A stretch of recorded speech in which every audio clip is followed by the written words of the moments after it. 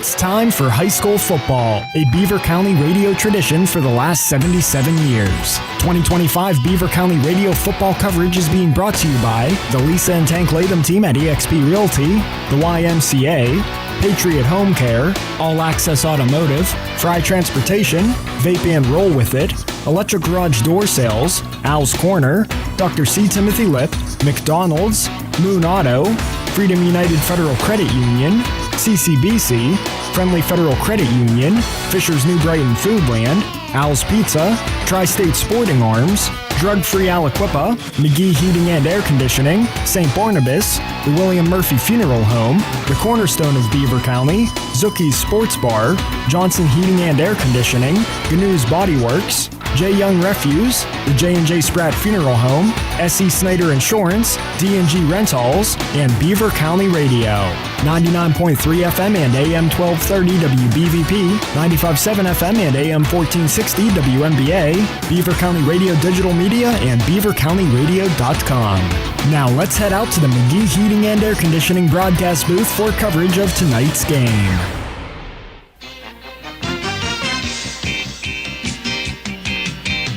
Welcome, I'm Mangino. We are live at Reeves Field. Geneva celebrating 100 years here at Reeves Field. We are getting ready for Beaver Falls playing host to Western Beaver, and we will get to details about that coming up in a moment.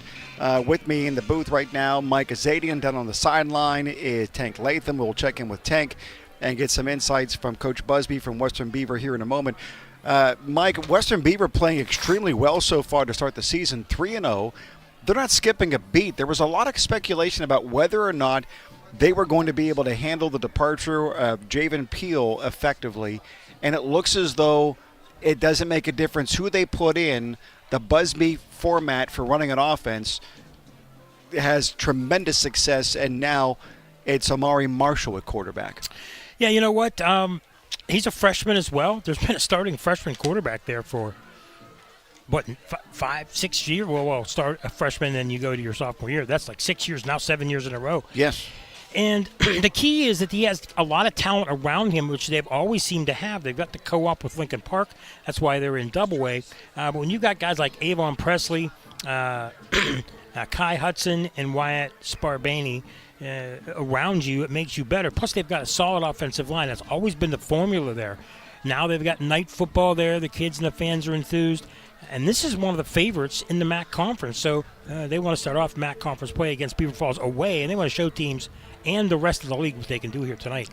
Preseason, if you will, with the non-conference games up to this point, conference opening up for everybody except for 4A. That'll happen coming up tomorrow. And it looks as though if the non-conference games mean anything, you're looking at Western Beaver and New Brighton as the top two teams in the Midwestern Athletic Conference, which is just remarkable considering just a couple of years ago. I agree. Now, Western Beaver's always been a solid program, but with the addition of the skilled players and the way they played last year, Elwood City, I don't want to say came out of nowhere, but they won the conference last year and were undefeated, lost in the WPL semifinals. They're still good, but they lost 7 seniors. They still think they can get a conference title this year. They're going to be in the playoff mix, but it's the games Western Beaver, New Brighton, Elwood City, those games down the line that are going to be who determines the conference title, likely, unless a team like a Mohawk, unless a team like a Beaver Falls comes up and wins some of these games. But right now, through the preseason, you're exactly right. Western Beaver looks like the team to beat. Ron Busby, how about this? 5 straight playoff appearances, averaging about 7 wins a season. Last year was 8-3, 6-1 in conference play. Could have gone undefeated if it wasn't for running into the powerhouse that was Elwood City last year. Let's check in with Tank Latham. He's down with Coach Busby now, getting his team going through the motions. Tank, can we join you and Coach Busby at this point? Yeah, he's finishing up a conversation. He's going to be with me in 1 second here. All right, Coach Busby with Tank. All right, Coach. How are you? Good. Just finishing up some final here. All right. Hey, great start to the season so far. How do you continue that winning process? Just keep it one day at a time. That's been our motto all year. Let's be 1-0 this week. Our kids have bought into that. We said that before the Ambridge games. It's no different. We're going to be saying the same thing week 10. I love it. Great. Any injuries that we need to know about? No, none to mention. Everybody's this time of year, you start getting into week 4. Everybody's a little bit dinged up, has aches and pains, but nothing to speak of. All right. It's been pretty hot this week. How'd you prepare this week for this game tonight? Same as we always did. We pride ourselves on our conditioning. We go hard early in the week, Monday, Tuesday, taper it down, and this week was no different. So it wasn't that long ago. We were out in 90-degree heat each and every day. So just keep the structure and just keep doing what we do. All right. And what does Beaver Falls do that concerns you the most as a coach against them? They're athletic. They have some speed. They have some athletic guys, and they stay really patient to what they want to do. I think that's a key for them this year. That's made them a better football team this year. They don't seem to be searching offensively. They're committed to the few things that they do. They're getting better at that every week. So we need to be disciplined and sound and match their energy. Thanks a lot, Coach. Good luck. Thank you. Thank you very much, Tank. Do appreciate that.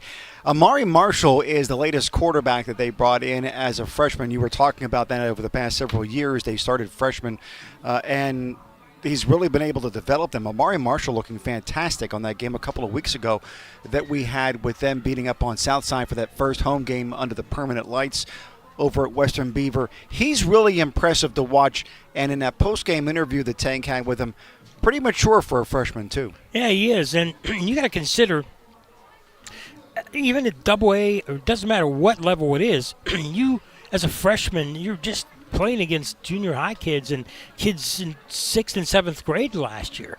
Now you're playing against bigger, stronger kids, but the speed is what it is. A speed and maturity, and that's the one thing I hear mentioned about him.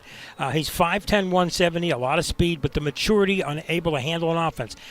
And we'll talk a little bit about Beaver Falls quarterback, also a freshman, but there's a lot of freshman quarterbacks in the Beaver Valley now, and he's one of them. But look at the rest of his offense. Presley's a sophomore. Hudson's a junior. Sparbani is a junior.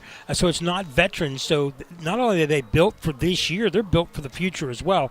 So a lot of people expecting big things, and not just the playoffs, maybe the playoffs and beyond. I mean, the way things are in AA, usually the winner of the MAC is a team that's considered to go far. Elwood City got beat in the semis last year, but usually the team in the MAC, we've seen it for years and years with Beaver Falls and others, is a team that can threaten to get to the championship game.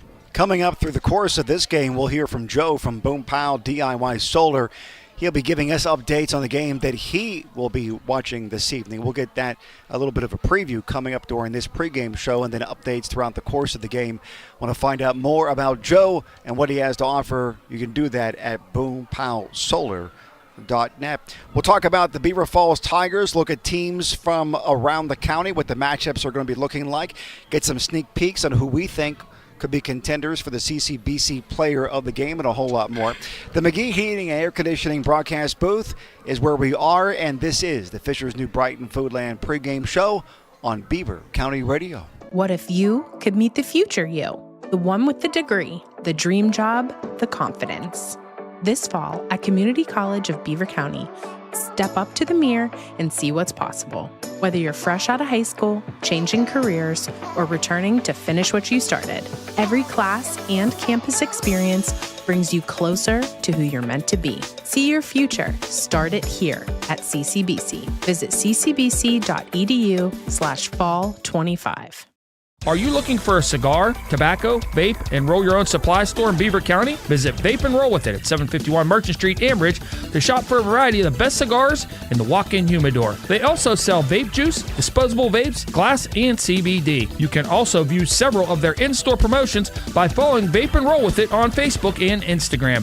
Visit vapeandrollwithit.com for more information. Don't worry about prices or stress, just roll with it. Open 7 days a week on Merchant Street in Ambridge. That's Vape and Roll With It.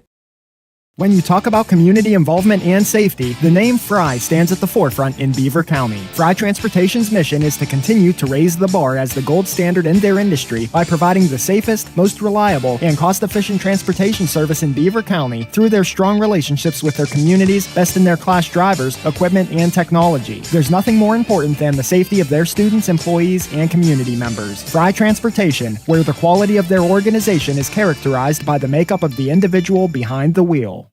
A lot has changed since 1885. That's when my great-grandfather, William Andrew Hartzell, opened the doors to our family-owned and operated funeral home. This is William F. Rick Murphy from the William Murphy Funeral Home Incorporated in Rochester. Together with my son, Brian C. Murphy, we represent a business that is now flourishing into its 5th generation. Throughout that time, we've had the pleasure of experiencing many of local memories that have made Rochester and the surrounding area so great. I'll bet many of you can easily recall the H.C. Fry Glassworks, Barnett's Bootery, or even Kaufman's Department Store with its massive double-decker parking lot. To put things in perspective, my family was already serving others at their time of need before the automobile had even been invented and the aforementioned businesses started and ended. Our commitment to serve our community with dignity and compassion has allowed the William Murphy Funeral Home, Inc. to preserve a business legacy that spans nearly 140 years, and we're still here. To contact us, visit our website at William Murphy Funeral Home, Inc. or call 724-775-0309.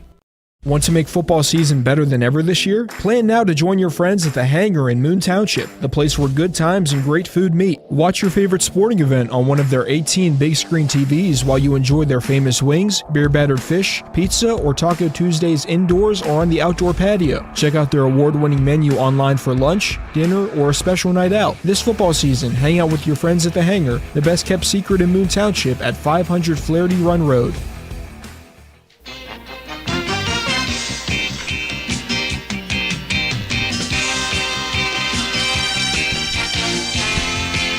Welcome back to the Fisher's New Brighton Foodland pregame show. I'm Angelo, Mike Azadian with me in the booth. Tank Latham on the sideline. We are live at Reeves Field.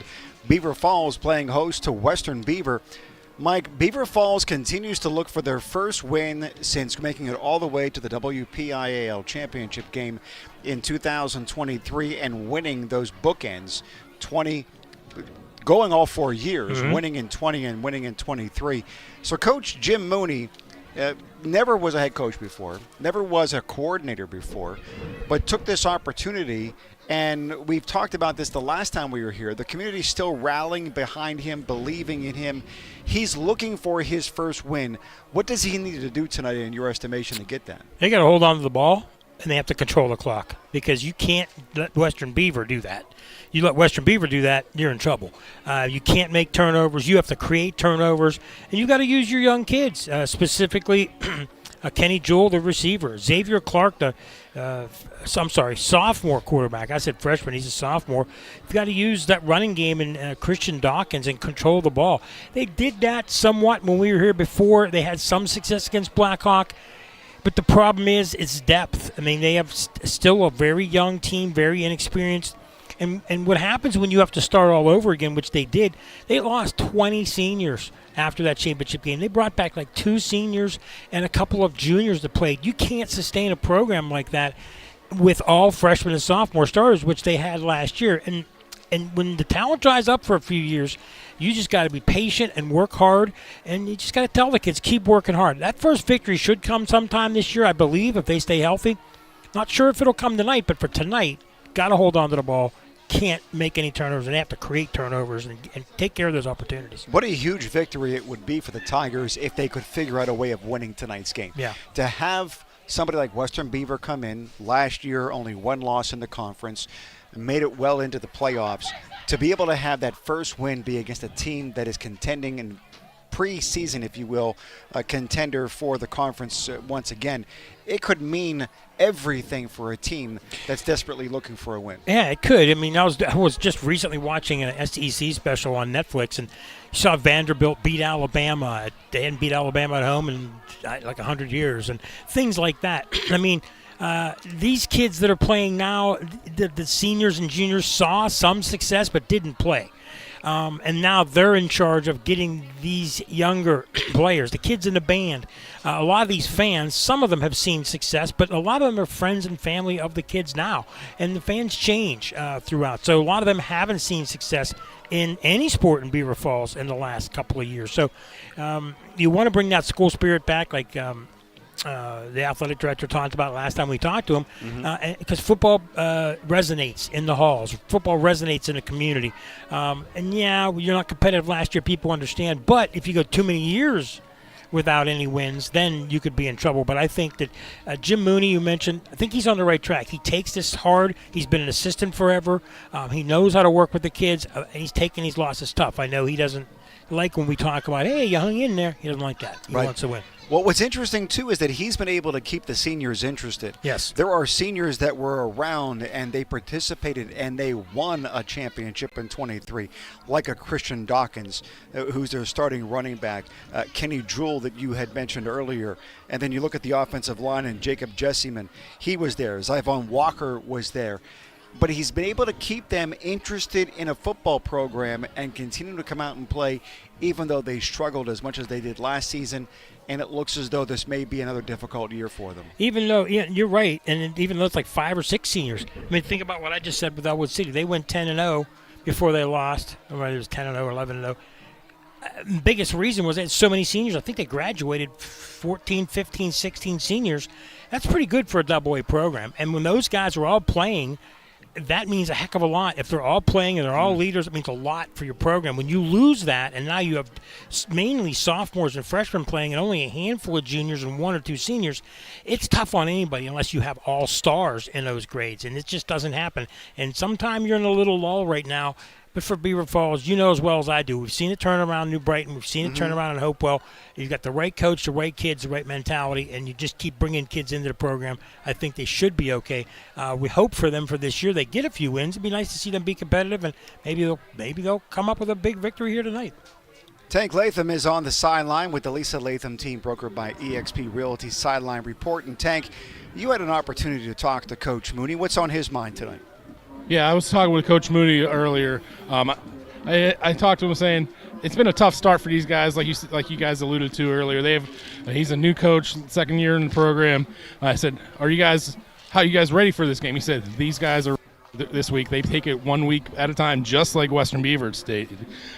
They're ready. They're up for this game. They know they got a fighting chance in this. They said one thing they got to do is eliminate the penalties, as Coach Tomlin would say, the mistakes above the neck, inside the head. And they've been watching lots of film. They sit with their individual coaches. They sit with the teammates of themselves, and they fix those mistakes. I asked them basically what they got to do. They got to learn how to win. That's one thing this kid's got to do. They've got a lot of success when they were younger. Now it's a high school. It's a different game.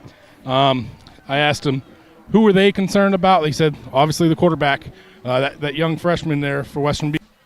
They got a good offensive line for Western Beaver as well. One thing to mention tonight, guys, you guys are talking about the community in Beaver Falls. It's community night here in Beaver Falls, and they got all the little guys going to be cheering on these guys, so hopefully that helps them out as well. Thank you very much, Tank. Do appreciate that. And it'd be great to see them win a game on community night, too. Right. What a wonderful experience that would be. Western Beaver has a real nice showing on the away side here at Reeves Field in Geneva, celebrating 100 years. We'll take a look at games from around the county from the Fry Transportation Update Desk. Also get a little bit of a sneak peek at who could be contenders for the CCBC Player of the Game. It's all coming up on the Fisher's New Brighton Foodland pregame show from the McGee Heating and Air Conditioning broadcast booth on Beaver County Radio. Attention seniors! Did you know that by being a part of Silver Sneakers, you can receive a Beaver County YMCA membership for no additional cost? More than 16 million Medicare members have access to the Silver Sneakers program. Just give our member service representatives a call, and we'll take care of the rest. For more information, give us a call at 724-891-8439. Again, that's 724-891-8439.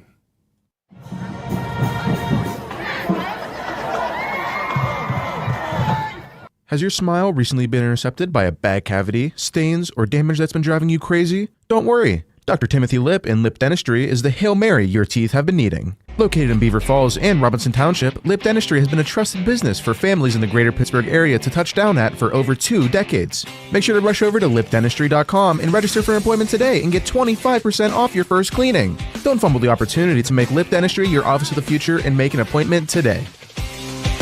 Got kids? Too much to do? No time to cook? Download the McDonald's app today and get dinner delivered straight to your door from DoorDash. McDonald's makes it easy for you and your family. Download the app today and get exclusive deals and rewards. McDonald's, I'm loving it. Falling in love is one thing. Having anxiety about falling is a whole different subject.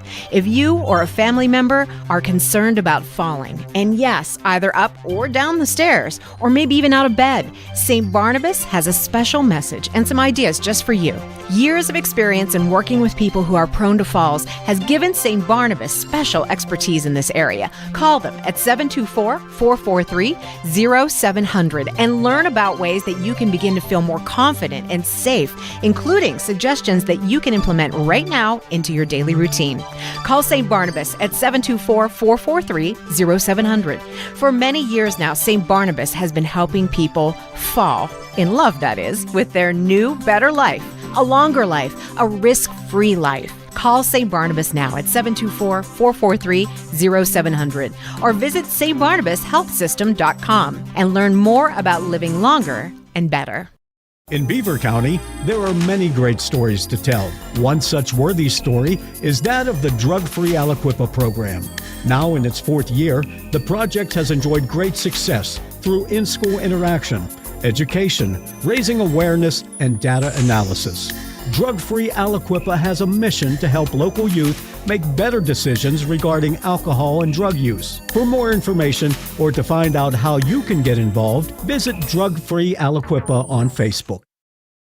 Looking for that special home or wanting to sell yours? Let the Lisa Latham team, brokered by eXp Realty, help you. Hi, I'm Tank Latham, and our goal is to make you feel comfortable whether buying or selling. Lisa and I strive to make the process as smooth and as easy as possible. We invite you to visit the all-new eXp office located at 926 3rd Avenue, New Brighton. Give us a call at 724-307-5472. Check out Beaver County home inventory on our website, lisalatham.com. The Lisa Latham team, results that move you.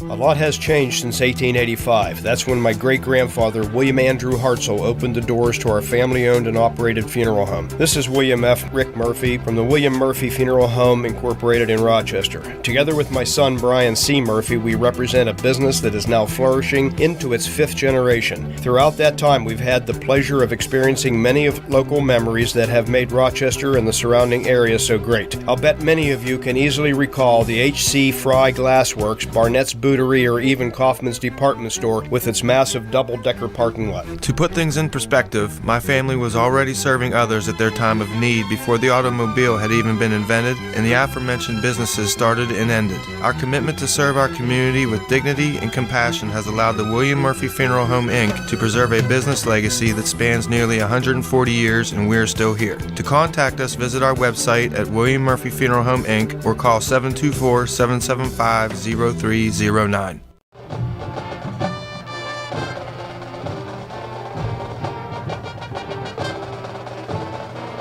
we are less than 10 minutes from kickoff here at Reeves Field as Beaver Falls getting set to host Western Beaver. And Joe from Boom Pile DIY Solar is going to be giving us updates throughout the course of the football game. And this one, he'll be Beaver at Hopewell. You can check out more about him and by going to boompilesolar.net. Here is his pregame report. Welcome to Tony Dorsett Stadium in Hopewell Township on a beautiful Friday night lights. Thank you to my great associates, Mangino and Mike. I'll provide 6 updates throughout the great game tonight between the 3-0 Hopewell Vikings home team versus the Beaver Bobcats that are 1-2. Here's some stats. After 3 games, James Boo Boo Armstrong, the Viking sophomore sensation blue chip quarterback, has passed 46 attempts, 33 completions, 539 yards, 5 throwing touchdowns. And I'll also tell you that Armstrong has 29 carries, 219 yards, and 6 rushing touchdowns. Nasheer Wade is fast out of the backfield, averaging 12.5 yards a carry and 4 touchdowns rushing. Trujillo, Bokar, Krotek each have touchdowns, and Cameron actually has 2 touchdowns. Hopewell is dominated up front, both sides of the line. Their guys are basically strapping on their chin straps, blocking bulls.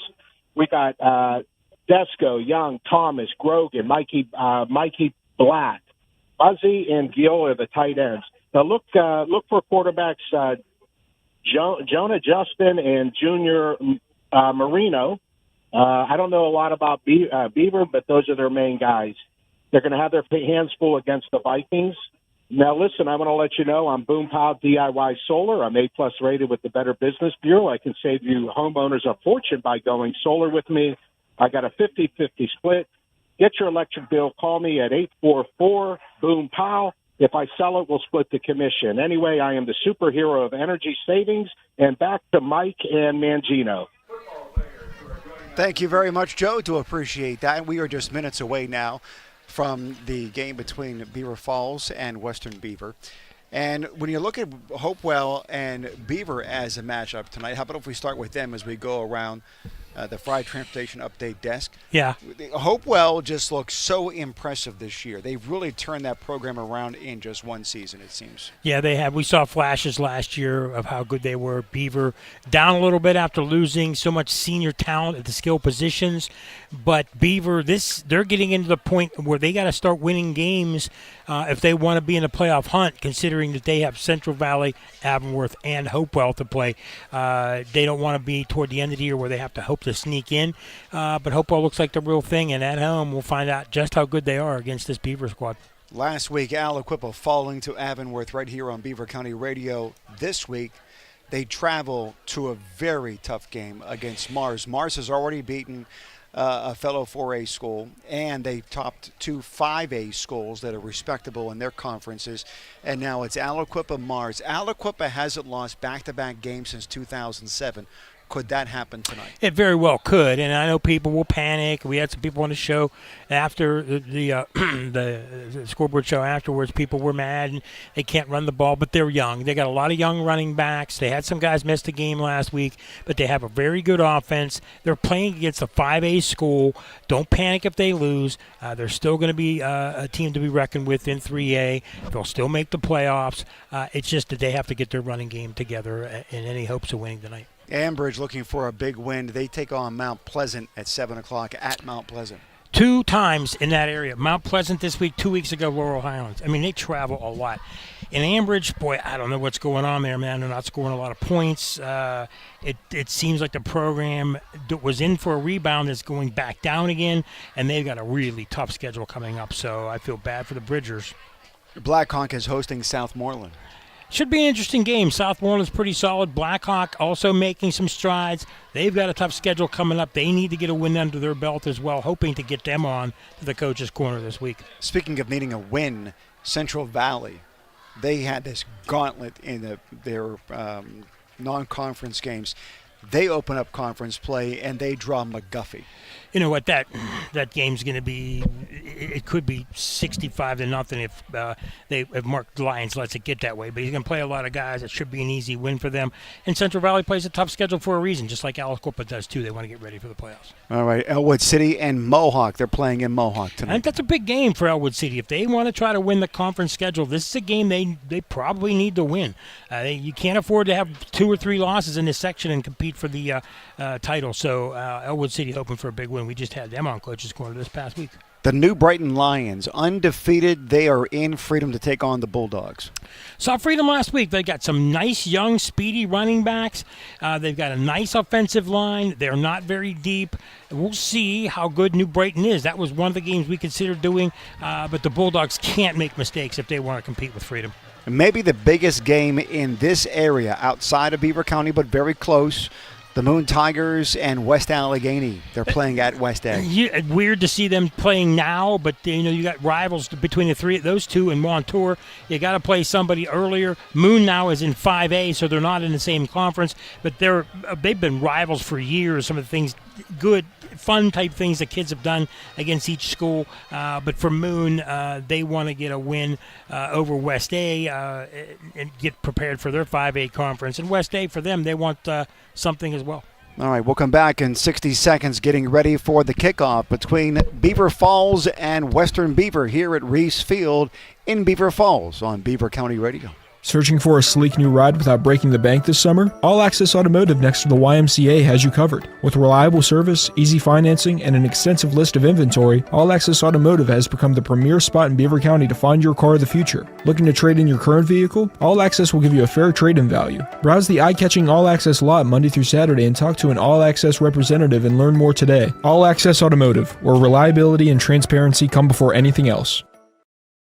If the black and gold can get a new quarterback every year, maybe you can switch teams too. This is Coach Andy Dangle from Freedom United Federal Credit Union. I'm looking for new free agents, or should I say, members. Our membership is open to many organizations and groups throughout the county. Join my team at Freedom United Federal Credit Union. Details and applications are available now. Visit Freedom United Federal Credit Union. Member NCUA Equal Housing Lender.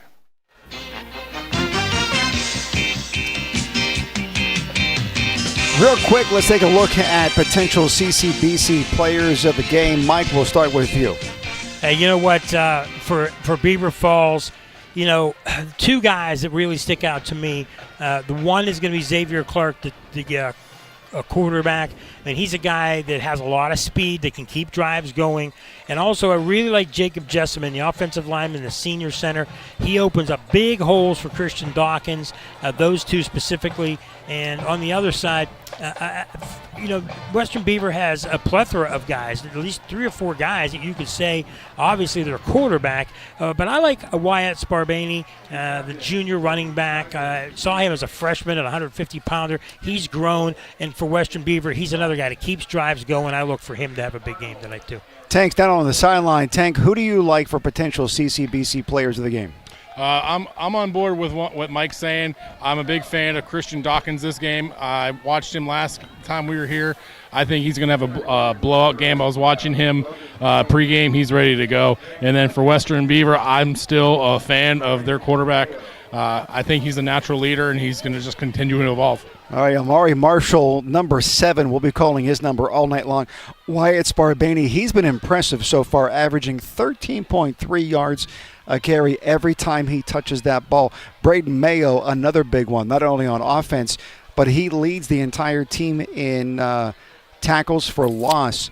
12 of them already this season, tackles for loss for at his linebacker position. And that's another thing we don't talk about enough. We talk about all the speed guys and everything, but the thing is, if you're a linebacker and you can get into the backfield and you can shed blocks and you're the kind of guy that can get to the quarterback and get big tackles, 8, 10, 12 tackles in a game, you can set the difference in a game. And that's why a lot of times, Tank knows, the linemen are so big because they open up holes. A lot of people don't watch the line. They don't see what they do. But if you watch a line consistently, without them, your speed guys, your quarterbacks are running for their life, and they have a tough time. So I know we've given some love to linemen over the years. That's why I mentioned Jacob Jessamine, because for Beaver Falls to be successful, they need to run, and they ran up the middle against Blackhawk. If they can do that here tonight, hold on to the ball, they got a shot to win this game. Western Beaver won the toss, and they have elected to receive. And they will be going from left to right. Interesting that in this day and age, a team that wins the toss would decide to receive. So oftentimes they're deferring to the second half. Yeah, they do, but I think Western Beaver, maybe the thought is, and, you know, I can think this way too sometimes, is you go on the road and you get your offense, you're confident in your offense. You saw them all week in practice. Maybe they had a great week in practice, and you just want to go on the road and smack the other team in the face, score, and get them down. I mean, think about it. You go on somebody else's turf. How do you get them to come down a little bit? Well, you go on the road and you score on them first, and you get the crowd out of the game, and you get them back on their heels. So maybe that's their thought process. All right, quick correction. Beaver Falls actually will be defending from left to right. Western Beaver going from right to left. Beaver Falls defending the scoreboard. Okay, so set up for the kickoff. Antonio Fredericks will be handling the kickoff duties. Back deep for Western Beaver for the kick return. Avon Presley, number 3, and Braden Mayo, number 5. They are set up right around the 20-yard line. The ball set up on the hash mark, the near hash mark. Don't forget, for those of you who are listening on the radio, you can always watch this game live, Facebook and on YouTube. All you have to do is look up Beaver County Radio, and you can watch it while you're listening too. All right, so Great opportunity for you. Here comes the kickoff. He is ready, and the kick. It's a low liner, bounces around the 19-yard line, down and deep inside the 10, picked up by Mayo. He's crossing over toward midfield, trying to find some blockers and not getting them, and brought down inside the 10. Yeah, early advantage for Beaver Falls. That was a beautiful kickoff, and, Mayo probably, if he lets it go, it might roll into the end zone. But Maybe you got to be careful about that.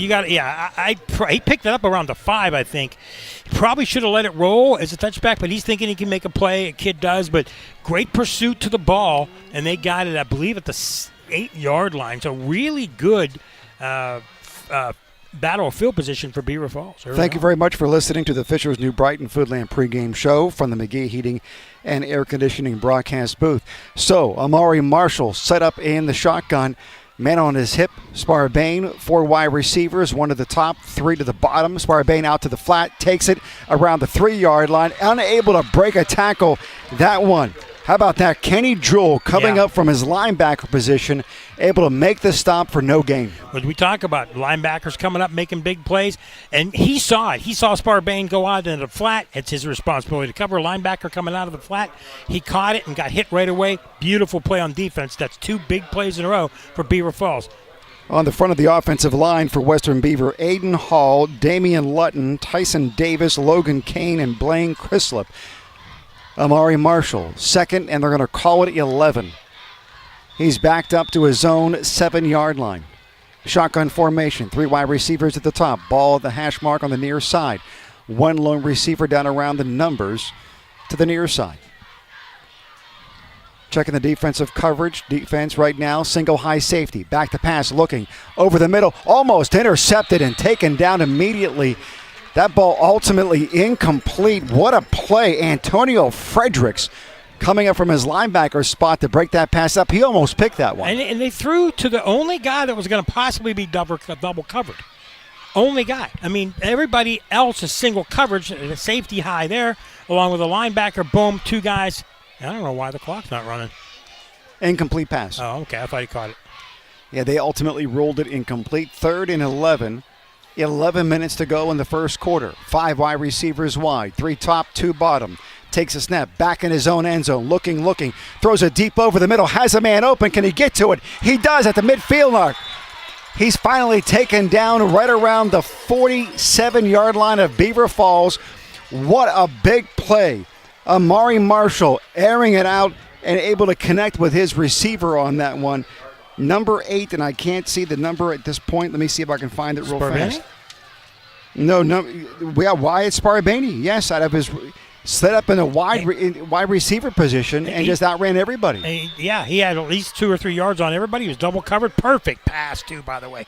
I saw that he was open from the 25-yard line on. As a matter as he hit him. That's a huge play after 2, 3 big defensive plays for Beaver Falls. Marshall hands it off. Brady Mayo up to about the 46. They'll give him just 2 yards on that one.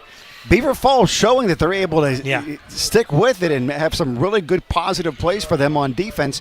Just that big over-the-middle pass play for that big completion. Exactly. Now, what are you made of after a big play like that? You just can't lose confidence. You're going to get hit a couple of times with big plays. You got to stand strong.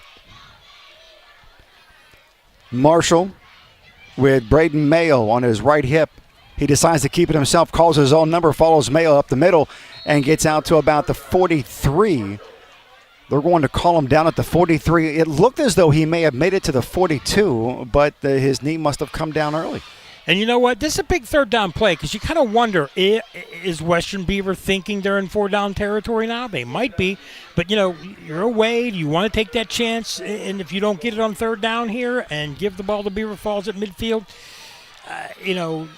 old traditional coaches, if you don't make it, would probably punt, but I got a feeling Western Beaver thinks they're in 4-down territory. All right, they move the ball forward. It's to the 42-yard line of Beaver Falls. They have to get to Beaver Falls 38. Ball on the far hash mark. Marshall has it again, trying to run up the middle and stuffed immediately.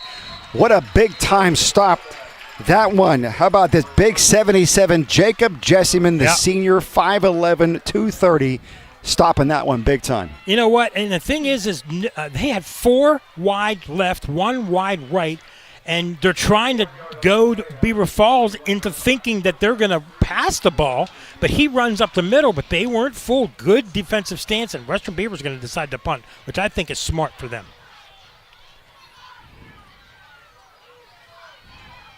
Snap back, kick is away. It is a low kick. It will bounce at the 15-yard line and continues to roll sideways and ultimately out of bounds right around the 14. So Beaver Falls gets their possession, 1st and 10 from their 14-yard line when we come back in 30 seconds on Beaver County Radio. In Beaver County, there are many great stories to tell. One such worthy story is that of the drug-free Aliquippa program. Now in its 4th year, the project has enjoyed great success through in-school interaction, education, raising awareness, and data analysis.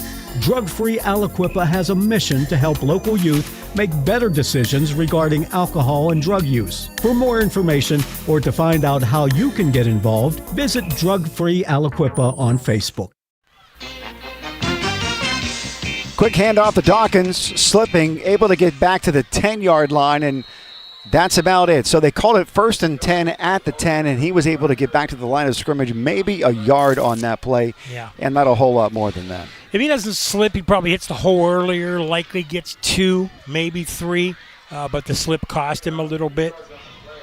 Jacob Jesseman, number 77 on defense, plays nose tackle. He also plays center on offense, and I misstated that he was 230 pounds. He hasn't been 230 pounds since he was in grade school. I think you're right. He's at 300 easy.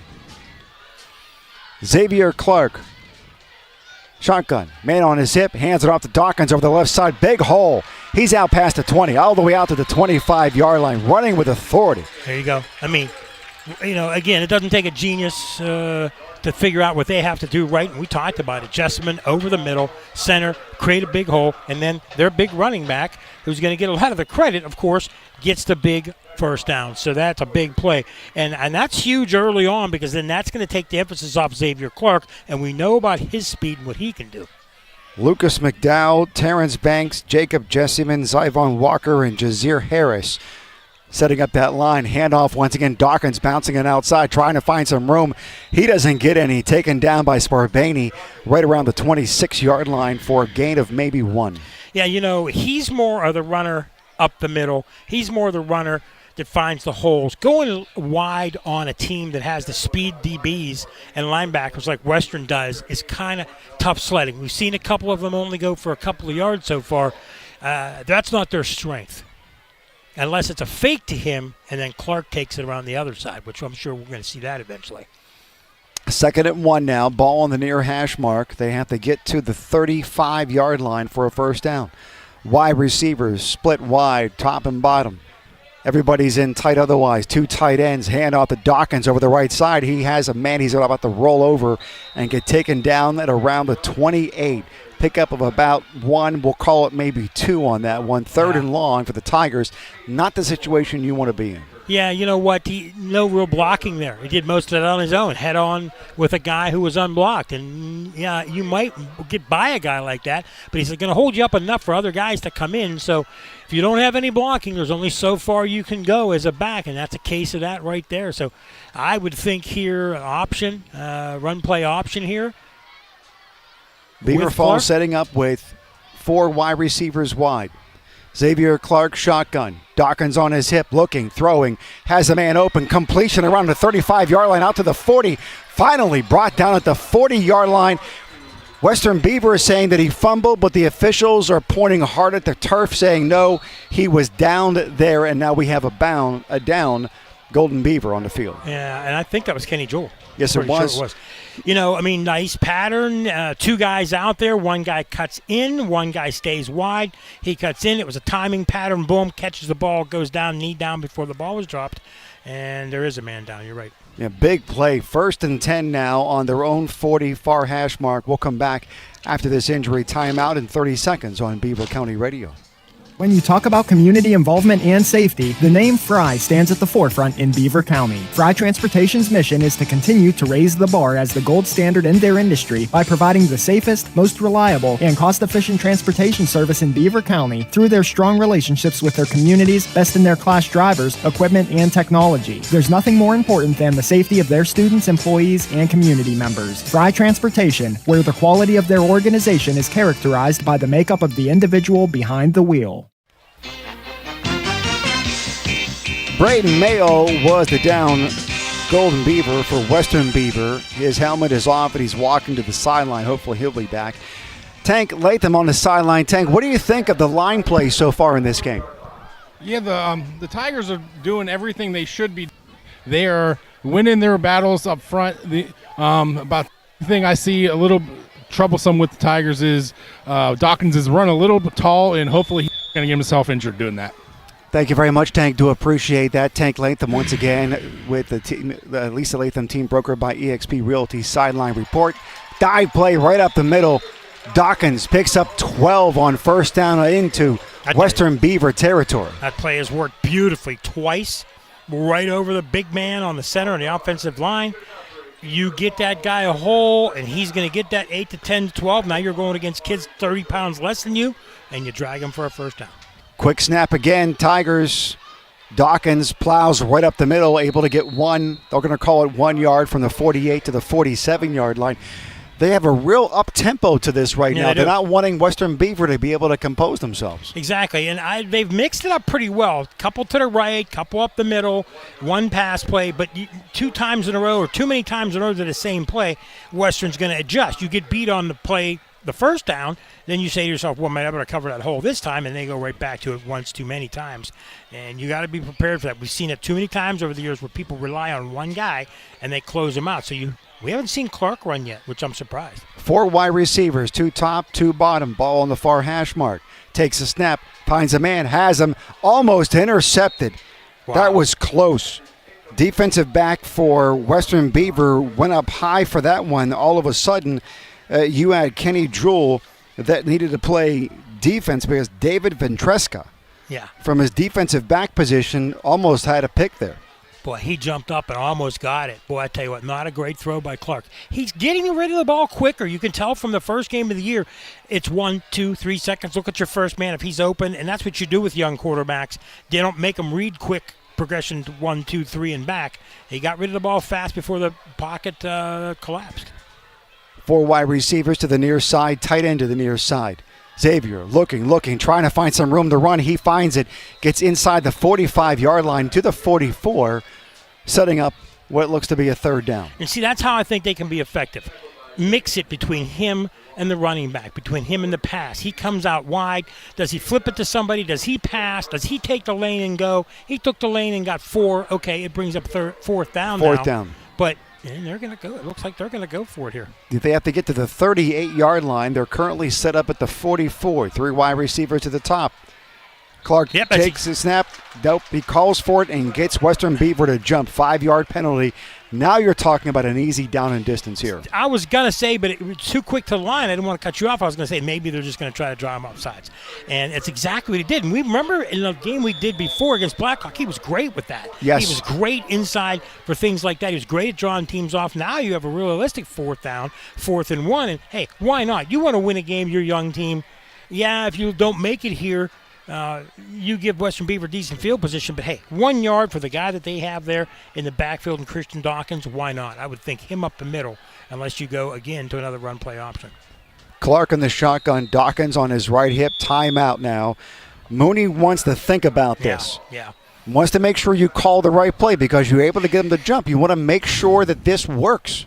He had, Western Beaver had the guys on the line. They had 2 linebackers right up on the line. He saw that, and they probably were going to call for a play right up the middle and realized this might get stuffed. We need a timeout. We've got 3 of them to use. Let's use it, and maybe we'll change it up. Let's go to the line thinking this play, but if you see that this is the coverage again, we're going to change to something else. That's probably what they're doing. Tank, what are you hearing on the sideline?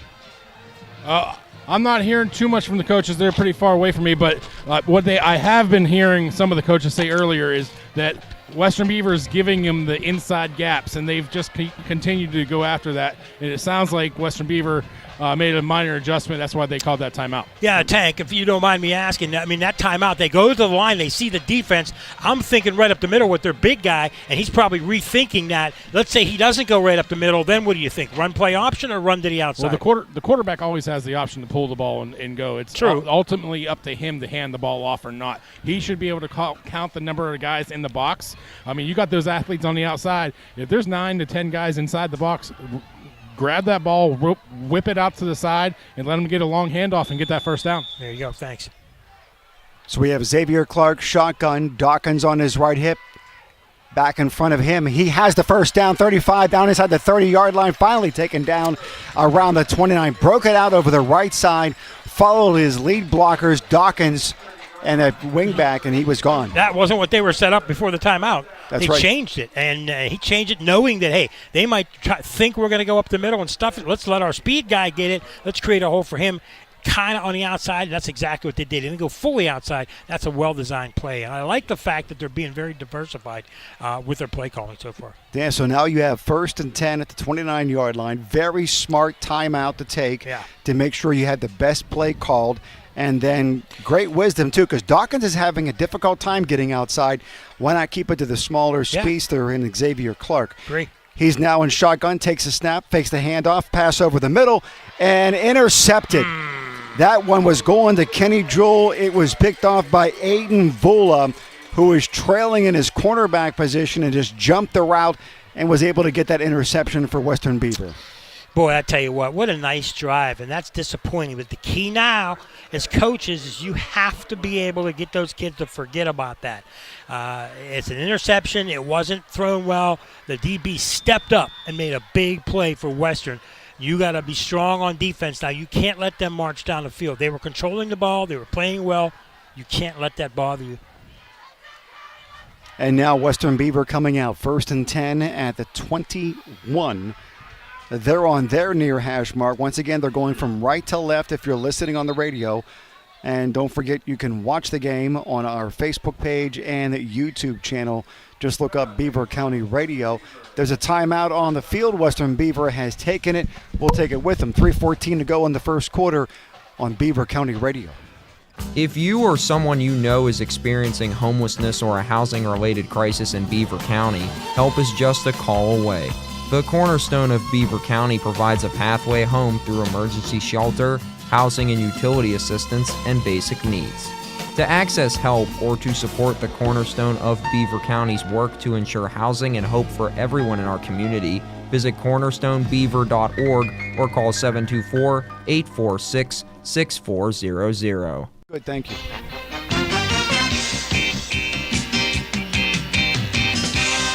That timeout by Busby wasn't because of anything that Beaver Falls was showing. He just wanted to make sure that they had what they wanted on set up correctly. And now I formation next to the shotgun handoff, and Sparbaney takes it up over the 24-yard line, pickup of about 3 on that. Well, you know, a lot of coaches want to save those timeouts for the end of a game in the second half. I understand that, but at the same time, in the first half, I mean, you're almost halfway through the first half. If you see something that's wrong, if you don't call that timeout and you fumble the ball, you turn it over, make sure things are right. Even if it's to give your guys a little bit of a rest, use those timeouts wisely. Why take them to the locker room? You don't get them back. 3 wide receivers are set wide, 2 to the top, 1 to the bottom. And Amari Marshall in the shotgun, and he has an I formation beside him, fullback in front of him, tailback behind him on the left side. He decides to keep it and is tackled immediately after picking up maybe about 2, maybe gets out to the 25-yard line. He was taken down. Big Jesseman was in there along with the linebacker as well. You know one thing, Robert, and this has always been said about Beaver Falls kids, they're tough, they're physical. And even though this team's lost a lot of games in a row, they are tough and physical. And they've been hitting hard, and that's one thing you can do well, is you can play good defense. You can set the tone, and that's what they're trying to do here. 3rd and 7 now. 5 wide receivers are set wide. Sparbaney is on the near side, closest to the formation. Amari Marshall by himself in the backfield. Man in motion, takes a snap, fakes the handoff, back to pass. Looks like he's trying to set up a screenplay. Makes one man miss, and now he's off to the races. Does he have the ankle? He does. Gets the first down and more all the way out to the 41-yard line. You know, that's what happens when you get a speed guy back there and everybody goes deep to cover the receivers. And if the guys that are pursuing him don't slow him up, he's got a whole lot of room to run in the middle of the field. You use your speed to get around linemen and linebackers, and they didn't barely touch him. That's what happens. That's the danger of going after him and not getting a hand or a body on him. Coach Busby really trusting him because it looked as though the offensive line let the defenders go through like it was a screenplay. And they trusted him to make those defensive linemen miss. They did, and he was effective at that and got the big first down out to the 41. Shotgun formation, handoff, Sparbaney over the right side. He has plenty of room. One blocker out in front of him. He's off to the races. 35-30, 25-20. One man to beat. He won't catch him. Wow. Touchdown, Sparbaney for Golden Beavers and Western Beaver. I tell you what, 69 yards. I didn't think he had the speed to get outside on the Beaver Falls DBs. And not only did he get around the end, and then he beat guys that had a 5-yard beat on him. And guys had a beat on him coming side to side, and he just ran down the sideline and burst past them. So very impressive by Sparbaney speed-wise, 69 yards. Boy, has he grown not only in athleticism and speed since a freshman when we covered him against Ambridge as a freshman when he was getting beat up, but that was a nice play by Sparbaney for the touchdown. That is his 6th touchdown on the season. Padding that average, he came into the game 13.3 yards per carry. He's climbing there. Now the attempted extra point, and the kick is up, and the kick is no good. Noah Schweikert missing that. He is now 13 for 17 on the season, but there's a flag on the play. He may get an opportunity to do this again. He might. I think you're right. And he missed it wide left, and it was a line drive, and he missed it badly. Nope, that's against Western. Oh, no, wait a minute. They're going to go for 2. I was wrong. It's against Beaver Falls. They're going to go for 2. Makes sense. You're all the way down to the, 1 yard line, 1.5 yard line. Darren Tatala is the referee, along with Anthony Stanley at umpire, George Myford, head linesman, line judge Scott Whipke, Patrick Fowler at side judge, and Bill Kennedy as the field judge. So they are going to go for it here on the half the distance to the goal. Marshall takes it, looking. He's going to keep it himself. Can he get in? He does. 2-point conversion is good. They go up 8-0 over Beaver Falls. 1 minute to go in the quarter. You're listening to the best of Beaver County football on Beaver County Radio. This is Cindy Hiladio for Friendly Federal Credit Union with a sizzling update. Hot weather can be uncomfortable, especially when your air conditioning needs fixed. Hot deals, well, that's a different story, right? Friendly Federal Credit Union is offering hot deals on home equity loans. Now, about that air conditioning, beat the heat and get the money to fix the thing with a hot deal home equity loan at Friendly Federal Credit Union. Member NCUA Equal Housing Lender.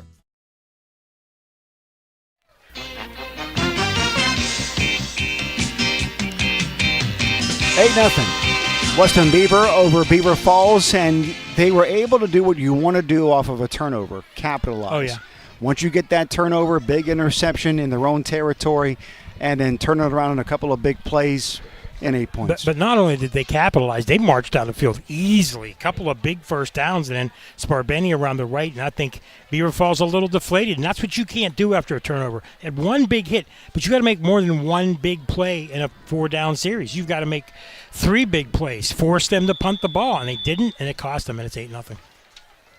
And the kickoff, it is low, it is a squibbler, and it looks as though Western Beaver may have recovered it.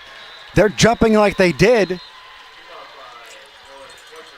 And they did. Number 44, Caden Seymour. And not so much an onside kick, a squib that you hope hits a lineman or somebody that's not used to handling the ball, and that's what you do. Some teams we've seen in the past hit it really hard at somebody, and they're good at that, and it bounces right back to you. This time, it's squibbed. They got a hand on it, and it stayed in front of them, and Western Beaver gets it. That is a huge play in this game if Western goes down to score. Kicking on the 40, and now they have the ball 1st and 10 at the Tiger 41. Far hash mark. 4 wide receivers. They just made Beaver Falls jump, and now it's 1st and 5. Yeah, things start. I mean, the Beaver Falls played so well, and they're moving the ball. They played good on defense for a series, made them punt, and then they moved the ball really well. And then since that turnover, it's been all Western, every single play positive, and the touchdown, and now the squib kick. And boy, watch them go for the kill here. I wouldn't be surprised if they go deep again. 4 wide receivers, 3 to the near side, 1 to the top. Ball on the far hash mark, man in motion, hands it off on the sweep, gets first down pickup and more, 25 all the way down inside the 20-yard line, and finally brought down at the 19 on that play.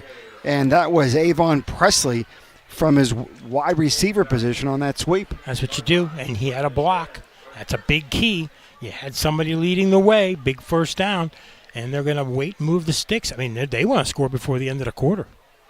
I don't blame them. Inside the red zone, 19-yard line, ball far hash mark once again.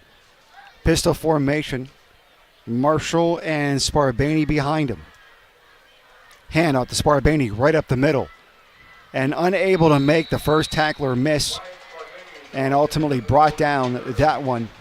Great play by Isaiah Sellers coming up from his linebacker position to stop that play. Yeah, that'll be it for the first quarter, I assume, unless they get a quick playoff here, but I don't think they're going to. And we are looking at coming up on the quarter. 8 seconds left. It doesn't look as though they're going to get another play in. We now check in with Joe from Boom Pow DIY Solar. He has updates throughout the course of this game. He is covering Beaver at Hopewell this evening. Check out what Joe has to offer at boompowsolar.net. Hey, thanks, Mangino and Mike. On the first drive, Armstrong, 40 yards to Crotech. Beautiful pass with 9:07 in the first as Modest hugs Crotech on the sideline. The Viking defense is rough and tough, playing smash-mouth football. With 17-13 left in the first quarter, Wade runs 78 yards. He looks fast. Beavers moving the ball deep, Hopewell territory. They score 3 off the foot of Koski. And now the score is 21-3 as Armstrong hits a TD pass. Anyway, you can call me at 844-BOOM-POW. The score right now out of Hopewell is 21-3. Back to Mangino and Mike. Thank you very much, Joe. 21-3. Hopewell just rolling with Beaver. Not a surprise. Yeah. Not a big surprise. I mean, Armstrong's amazing. Yeah, year to he year. Really is. Beaver, when you lose a lot of key seniors, Beaver rebuilding again. Hopewell now is ascending with Armstrong. And, you just never know in this. You got good coaching in Matt Modest and John Rosa. It's time. It's time for them right now. We'll check in with Tank in a moment and get his insights on this momentum swing that occurred after that interception by Xavier Clark. And now it's Western Beaver going in for yet another score inside the red zone of the Beaver Falls Tigers. Marshall, I formation stacked beside him, handoff. Sparabani has it to the right side, has an angle, and ultimately driven out of bounds, and that one ultimately was Avon Presley. We had the ball on that one, but there was a penalty flag on the play. It looks as though that's coming back. Yeah, you don't want to cost yourself, and they just did. Tank Latham is on the sideline. Tank with the Lisa Latham team, broker by eXp Realty sideline report. And what a swing with that interception that Xavier Clark threw. Yeah, the young quarterback did not look off the defensive back, and he just read his eyes and jumped right in front of him. Right now, the coaches for Beaver Falls have been going a little crazy against the referees because the right tackle for Western Beaver seems to be reach blocking and somewhat holding. So finally, they are calling it. Thank you very much, Tank. To appreciate that, they're backing them up 10 yards. So they were at the 19-yard line. Now they're backed up to the 29. That's a big call. So it's 1st and 20. That's a big call. You got to hold them a couple of. It's a 4-down territory here, but you got to hold them here. You don't want to go down 7-0. You don't want to go down 14, 15-0 early in the second quarter. Big series here. Wide receiver split wide. Marshall takes it, keeps it himself. High snap. It splits the defense and gets a big chunk of the yardage back. He's now down to the 23-yard line. Needed to get back to the 19 for the original line of scrimmage. Makes it a little more manageable for them, but for Beaver Falls, you got to spy on him. You got to have somebody keeping an eye on that kid because you know he's going to run the ball if he doesn't throw, or if that's not a designed run. So you can't have everybody always backing up. You got to realize he's going to run. He's done it a couple of times already. But 3rd and 14, they got to hold them. And I still think Western's going to have to punt the ball. Pass the ball here to get a first down in one of these two plays. 3rd and 14 from the 23. 4 wide receivers, 3 to the near side. Back, ball's on the ground. Marshall goes down for it, able to pick it up and scramble. He has room. He's back out to the original line of scrimmage and able to pick up a couple of yards. What athleticism for Amari Marshall to take that snap that ultimately landed on the ground back around the 32, 33-yard line and able to advance it all the way close to the 20. I got to say, you're right, athleticism, because a lot of guys would have fell on the ball.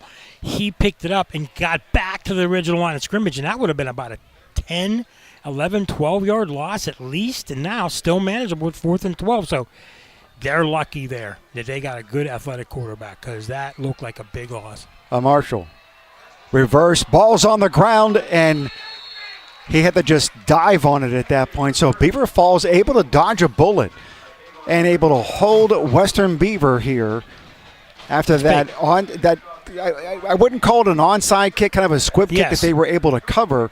And the Tigers able to show something here and stopping Western Beaver from scoring. I mean, you throw an interception, they march down the field easily on you, and then they get the ball right back and start marching again. You have to play good defense or else it's 2 scores and you could be in trouble all night. Now they've got the ball back, only down 1 score. That was a big series. Big handoff to Dawkins. Dawkins diving right up the middle, just bowling through people. Able to get to the 30-yard line, pick up a 5. And I got to go back to what we talked about in the pregame for Beaver Falls. Run the ball.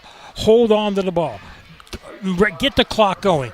Get the ball out of their hands. And that's the formula that they were going until they threw the interception. This could be 8-0 them and Western Beaver with the problems. Now it's the other way around. They just can't turn the ball over. 2nd and 5. Clark has running back to his right. Hands it off, but Western Beaver running the gap on that one. And Sparbaney, not only is he really remarkable from his running back position, but when he put him over at linebacker, he really steps up. He is 2nd in the team in tackles, but once again, 1st in the team in tackles for loss. We'll call that 13 on the season. Doesn't matter how big of a kid you are. You got to be a football player, and you got to hope that there's enough of the kids like that are tough, physical kids that want to play football that come up in the organization. And now 3 wide receivers, 2 to the near side, 1 to the top. Back to pass, throws it out, and almost another interception. Wow. That one was almost picked off yet again by number 2 for Western Beaver. That one, David Ventresca. Yeah, I remember he almost had one before. I go back to what Tank said earlier. They see his eyes, so he's going to the first guy he looks at. So if you're a DB, you realize he's not going through progressions. He's not going 1, 2, 3. He realizes he probably doesn't have all the time in the world as the punt gets away. Avon Presley back to receive it at the 40-yard line, makes one man miss, able to get to the 45, 50, 45, 40, 35, 30. One more man. Can he make a miss? No, he does not. Ultimately drug out of bounds down around the 23-yard line. Yep. They're going to call it actually the 25. So 1st and 10 at the 25. What a great return by Avon Presley. It's big plays in games, and that's another one. And Western Beavers had the biggest one so far. The interception, the big touchdown run, the Pooch onside kick, and now this, because now they're right back in the scoring territory. They start at the 25-yard line, and Beaver Falls just was on defense back here.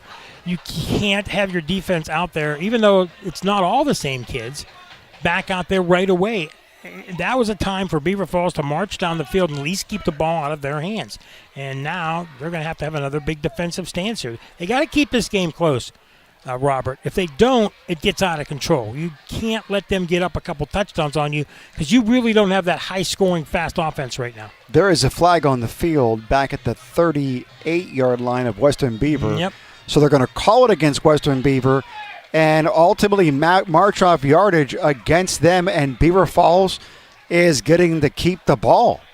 Wow, that's 15 yards. I didn't see 15-yard penalty. And prior to the kick, unsportsmanlike of some kind. Yeah. Let's go to the Tank on the sideline. Yeah. Tank, any insights on that penalty? Yeah, Coach. Guys up there, Western Beaver had 12 guys on the field, and the 12th guy did not get off the field before they kicked the ball. So that's how this happened here. Tank, you don't have Western Beaver colors on, and you didn't sneak on the field, did you? No. Okay. All right, so now it's 1st and 10 at the 43-yard line for Beaver Falls. Nobody has told the guys running the sticks yet what's going on. Yeah, and you know because the guys running the sticks are still back at the and the 16 and the 26. Now the officials notice it. Wait a minute, one guy throws the stick is down. Interesting. You know what? Big plays, and that's another big play because now Western doesn't get the ball at the 25. Beaver Falls can continue a drive. That's a big play for them. Huge. I mean, I don't think the ball was marked at the right spot though, because they marked it off 15 yards from the spot of the foul. Yeah. And if it's too many men on the field, that's only a 5-yard penalty. Something's wrong. And that doesn't give you an automatic first down. So they marked it. It must have been on the punter. No. Well, they're saying that Western Beaver had too many men on the field. If that's the case, that's a 5-yard penalty. But this is. But not an automatic first down. Yeah, you're right. Okay, now they got it right. But they're giving them a first and what looks to be 5. Dawkins up the middle, first down pickup to the 41, maybe 42-yard line. I'm really confused about what the officials called there. Yeah. Because it was 4th and long. That 5-yard penalty would have given them 4th and short, but instead they gave them first down. And Busby's on the sideline wondering what is going on. That's not the way it's supposed to be. And they're getting together and talking about this. I thought originally it might have been personal foul against the punter, but no. Tank says too many men on the field. But then they marked off 15, which didn't make sense. We didn't question it. And then the next thing you know, they only mark off 5, and it looks like it's first down. But why would you get a first down, Tank? Why would it be first down unless that's a confusion? That shouldn't be first down. So what's going on down here is I believe the stick crew for Beaver Falls side over there is not in the right spot. I believe the umpires are going to fix that position right now. I believe they just got the 5 yards, which caused them to get the first down. Right now, but I'm not sure about that either because it was 4th and longer than 5. But yeah, now it looks like they're going to be short again. It's like so they waved off the previous play. And they're back in there, instead of at 1st and 5 at the 35, they're calling it first and 10 at the 35-yard line. The sticks look like it's 1st and 4, Robert. And unless the clocks are on, unless the scoreboard's wrong.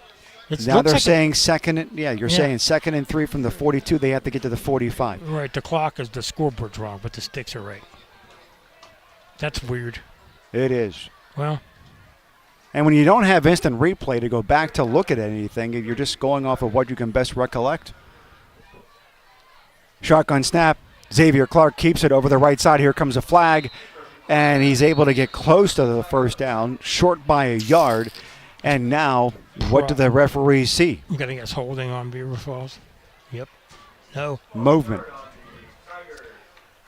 against Beaver Falls. Duran Tatala with the call. So now they're going to back it up 5 more. So instead of 2nd and 3, now it's 2nd and 8. You know, as announcers, we want to see both teams do well. I'd love to see Western make another run. They've had great teams over the years. But I also want to see Beaver Falls get wins and not be undefeated and build their program back up. You know, I kind of would like to see a competitive game and them have a chance. They had a heartbreaking loss in week 1. We don't root for anybody, but I don't want to see a 35-0 game. Back to pass. Clark's looking. Trying to find somebody, decides to try to tuck it and ultimately dump it off to Dawkins and is able to get a first down pickup. Dawkins was kind of out in front of him in the flat, not blocking and just trying to give him a little bit of an outlet dump guy. And then Xavier Clark ultimately took it. Me and you love Xavier Clark. I love him. I mean, we've seen him 2 games now. How many kids in their first handful of starts have the presence of mind to know where the sticks are, to know the guys in front of you, to know you're not going to likely get there, and dump it off to him. A lot of kids keep that ball and lose a couple yards. Not only does he not lose yards, he dumps it to a guy who's got some speed and nobody in front of him. I really love the way he handles this offense. 3rd and 1. Linebackers creeping up. Clark keeps it himself, finds a little bit of wiggle room, able to get past the first down marker at the 45. Yep. Out to about the 47, maybe the 48. First down for the Tigers. And that's what you do. Again, hold on to the ball. Keep it away from Western Beaver. And, they'd be thrilled if they held the ball all the way to the end of this first quarter, scored, and went in 1 score each, and Western doesn't get it another time. Keep them 3-4 times a half getting the ball. Hope that you can have some defensive stances. You stay in this game. Dawkins on Xavier Clark's right hip. He takes the handoff, and great penetration by Western Beaver. Wyatt Sparbaney met him in the backfield 3 yards deep on that one. Yeah, a lot of confusion there. That play did not work at all, and Western Beaver sniffed that out. Yeah, now we're at, 14 tackles for loss for Wyatt Sparbaney on the season, 2 tonight? Yeah. He's just vicious at linebacker. He's great at running back, but he's vicious at linebacker. You know, what he's saying is he's listening to the Beaver County radio broadcast and saying, hey, look, don't mention me and 3 other guys for CCBC player of the game. I want to talk to Tank Latham after the game. That's what he says. Here we go. 2nd and 13, 3 wide receivers wide. Back to pass. Clark's looking, thinking about dumping it off. Can't find anybody. Continues to run. He has some blockers, has some room. Able to get over the midfield mark out to the 45-yard line and then brought down around the 47, 48-yard line. But there's a penalty marker on the field that they call holding or a block in the back. I got to tell you what, he looked deep down the left side, nothing there. Pulled it back, went toward the right side, could have dumped it off and probably should have, but he didn't. Turned, ran, found some room. I tell you what, he made a lot of plays, sideline warning against Beaver Falls, so that play is going to stand. And I tell you what, he made something out of nothing because they were chasing him, and they get him. It's about an 8 to 10-yard loss. He wisely didn't throw it long downfield. He could have went right, but didn't, and he found a lot of room once everything was spread out, and then he had a lot of room to run. He creates, and boy, I tell you, he gets better and better. I really, really love the fact that Beaver Falls has a strong athletic presence, the quarterback now. 4th and a long 1, short 2. Xavier Clark shotgun. Dawkins on his left hip. Wide receivers, top 2 to the bottom.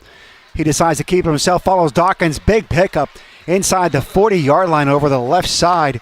Running behind McDowell, Banks, and Jesseman. Big first down for the Tigers. Gotta hold on to the ball and move the sticks and don't put the ball back in Western Beaver's hands. And that's what Southside couldn't do in the second half of that second week.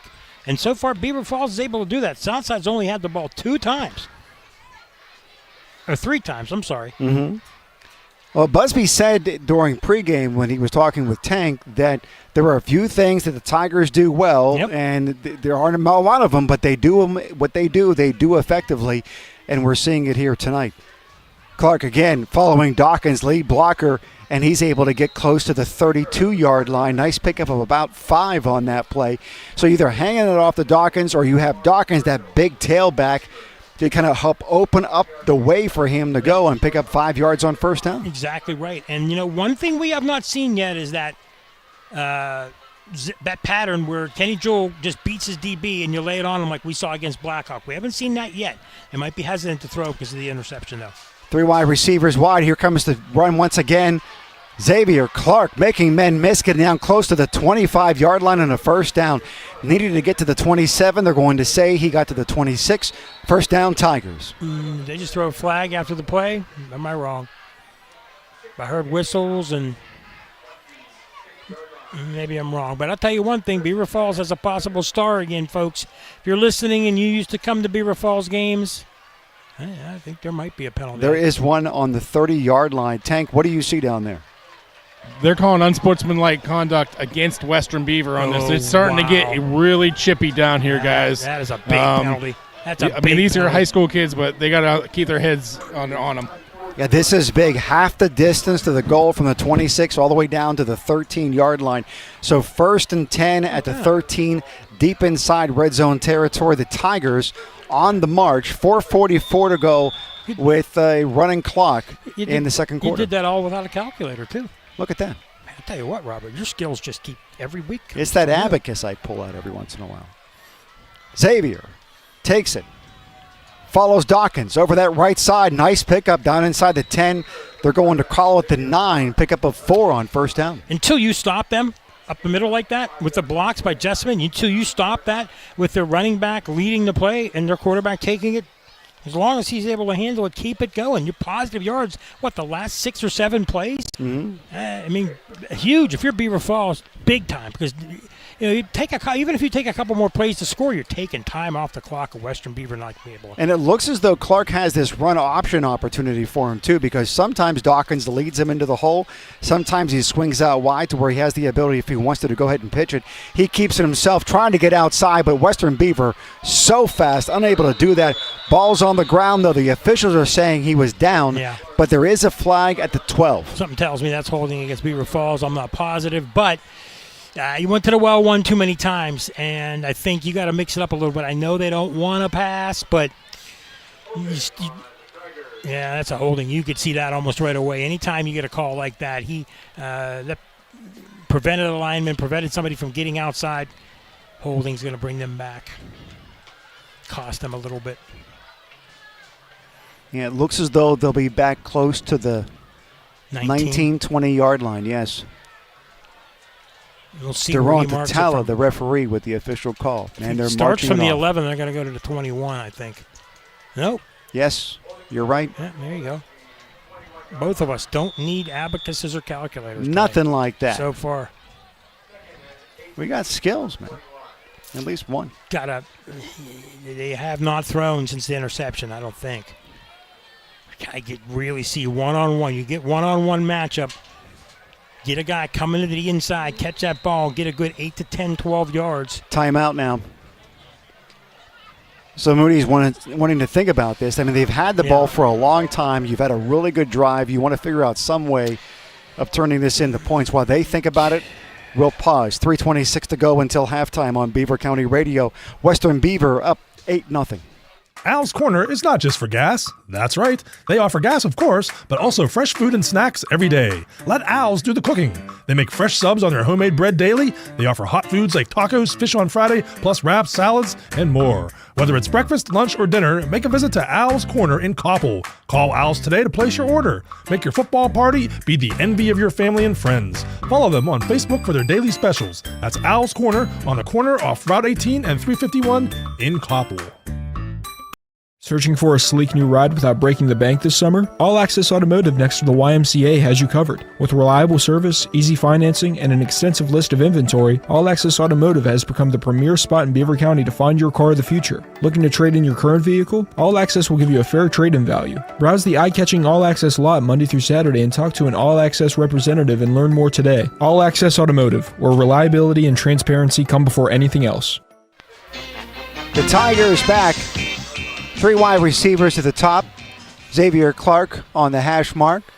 Dawkins on his right hip. Decides to keep it himself, and Western Beaver able to sniff that one out and bring him down for a loss. Great play on that one. Caden Seymour in on the stop on that one.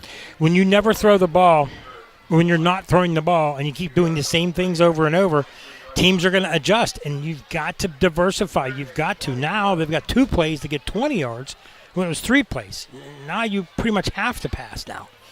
You don't have to, but if you want to score, I think you have to, unless you break a big run. Mm-hmm. They haven't the last couple times. Western's clogging up the lanes now. And until you can loosen that defense up, they're one-on-one. 4 wide receivers. Kenny Jewell down to the near side. He's all by himself on the corner. Xavier Clark. And now a timeout, Western Beaver. Yeah. That last timeout that was taken by Beaver Falls, there was an injured player on the field. It was Christian Dawkins. Right. What you don't want to do is have the injury take him out on that big drive with only dealing with a cramp. Coach Mooney deciding, let's go ahead and call timeout. That way we can deal with the cramp and get them right back in the game. And Western Beaver figures, hey, we've got 2 left, and we just saw what they're lining up as. And do we want to get some help on Joel? Do we want to get some help on somebody? Because they got to be thinking eventually they're going to go to that play. It's in the back of their minds. They saw it against Blackhawk, one-on-one. A lot of times you put my skilled player against your skilled player. There's no safety deep back. There's nobody there to cover anything like that. And if your guy wins the battle, not only to get a first down, they can possibly score. So Western figures, hey, we've got the timeout. Let's call it. We're up by 8. Let's see if we can line up and stop this. Now it's a chess match now between the coaches. The Al's Pizza halftime show coming up in just a few minutes. We'll check scores from the Fire Transportation Update Desk, get a sneak peek at the CCBC players of the game candidates, and a whole lot more. Interviews with Tank Latham with the head coaches as well. Christian Dawkins gets the toss out from Xavier Clark out to the 20, 15, back to the original line of scrimmage, and he picks up over half of that. Yeah. Great play by Xavier Clark to run that option play and get it out to Dawkins. That was better than what they were doing going into the line. So they don't seem to have a whole lot of confidence in the passing game right now. So that's a good play. So now more manageable. 4th and 10, they can still get a first down. Even if you do not get the first down, even if you don't get it, you're pinning them, Western Beaver, deep. So if you don't score, you only go in down 1. But I know they have to be thinking score here and first down. Under 2 minutes to go. Play clock is at 8 seconds. Xavier Clark with Dawkins on his right hip. Takes a snap, back to pass, looking, wants to throw. Has a man, and intercepted. Wow. Inside the 15-yard line. He's off to the races, and he's gone. 50, 40, 30, 20, 10. Touchdown, Western Beaver.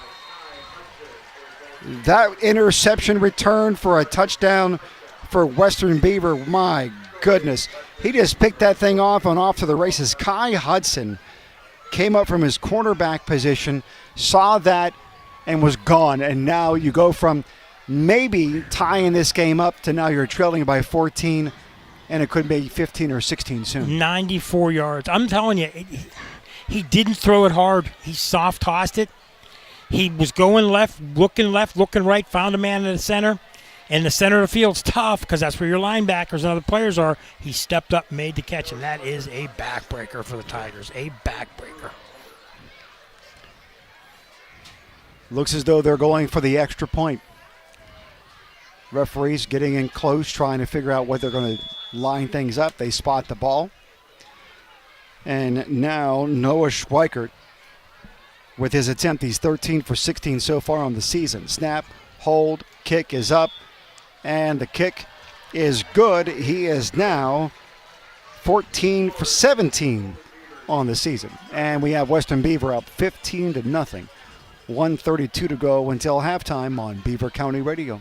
Now that the sights and sounds of summer are in your rearview mirror, there's still time to enjoy your classic car and turn heads. Restore your cherished ride to its former glory and call Gnu's Body Works in Freedom. Gary Snare has been offering collision and restoration services for over 20 years. Everything from lowering or airbagging your rod to street custom to full custom color paint coloring. So say hello to cooler weather with the hottest car around. Call Gnu's Body Works, 400 8th Street, Freedom today.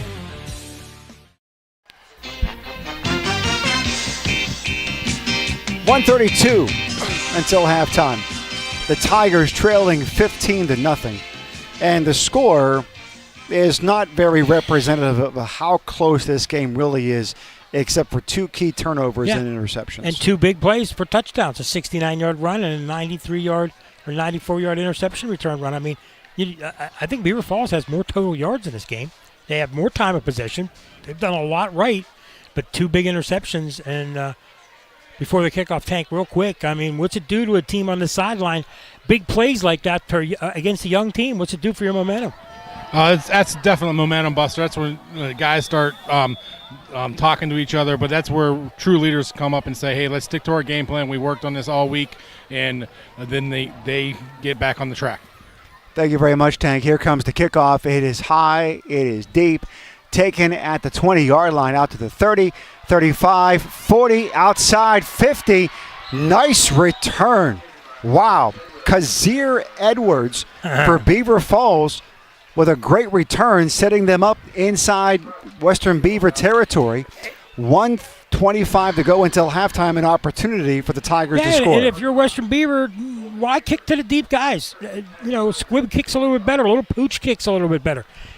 You're up by 2 touchdowns. Why open the door for them? Now, if Beaver Falls gets a couple big plays, if they can hit a big pass play, if they can get a big run, they can get right back in this. But it's a big advantage for them starting at Western's 45.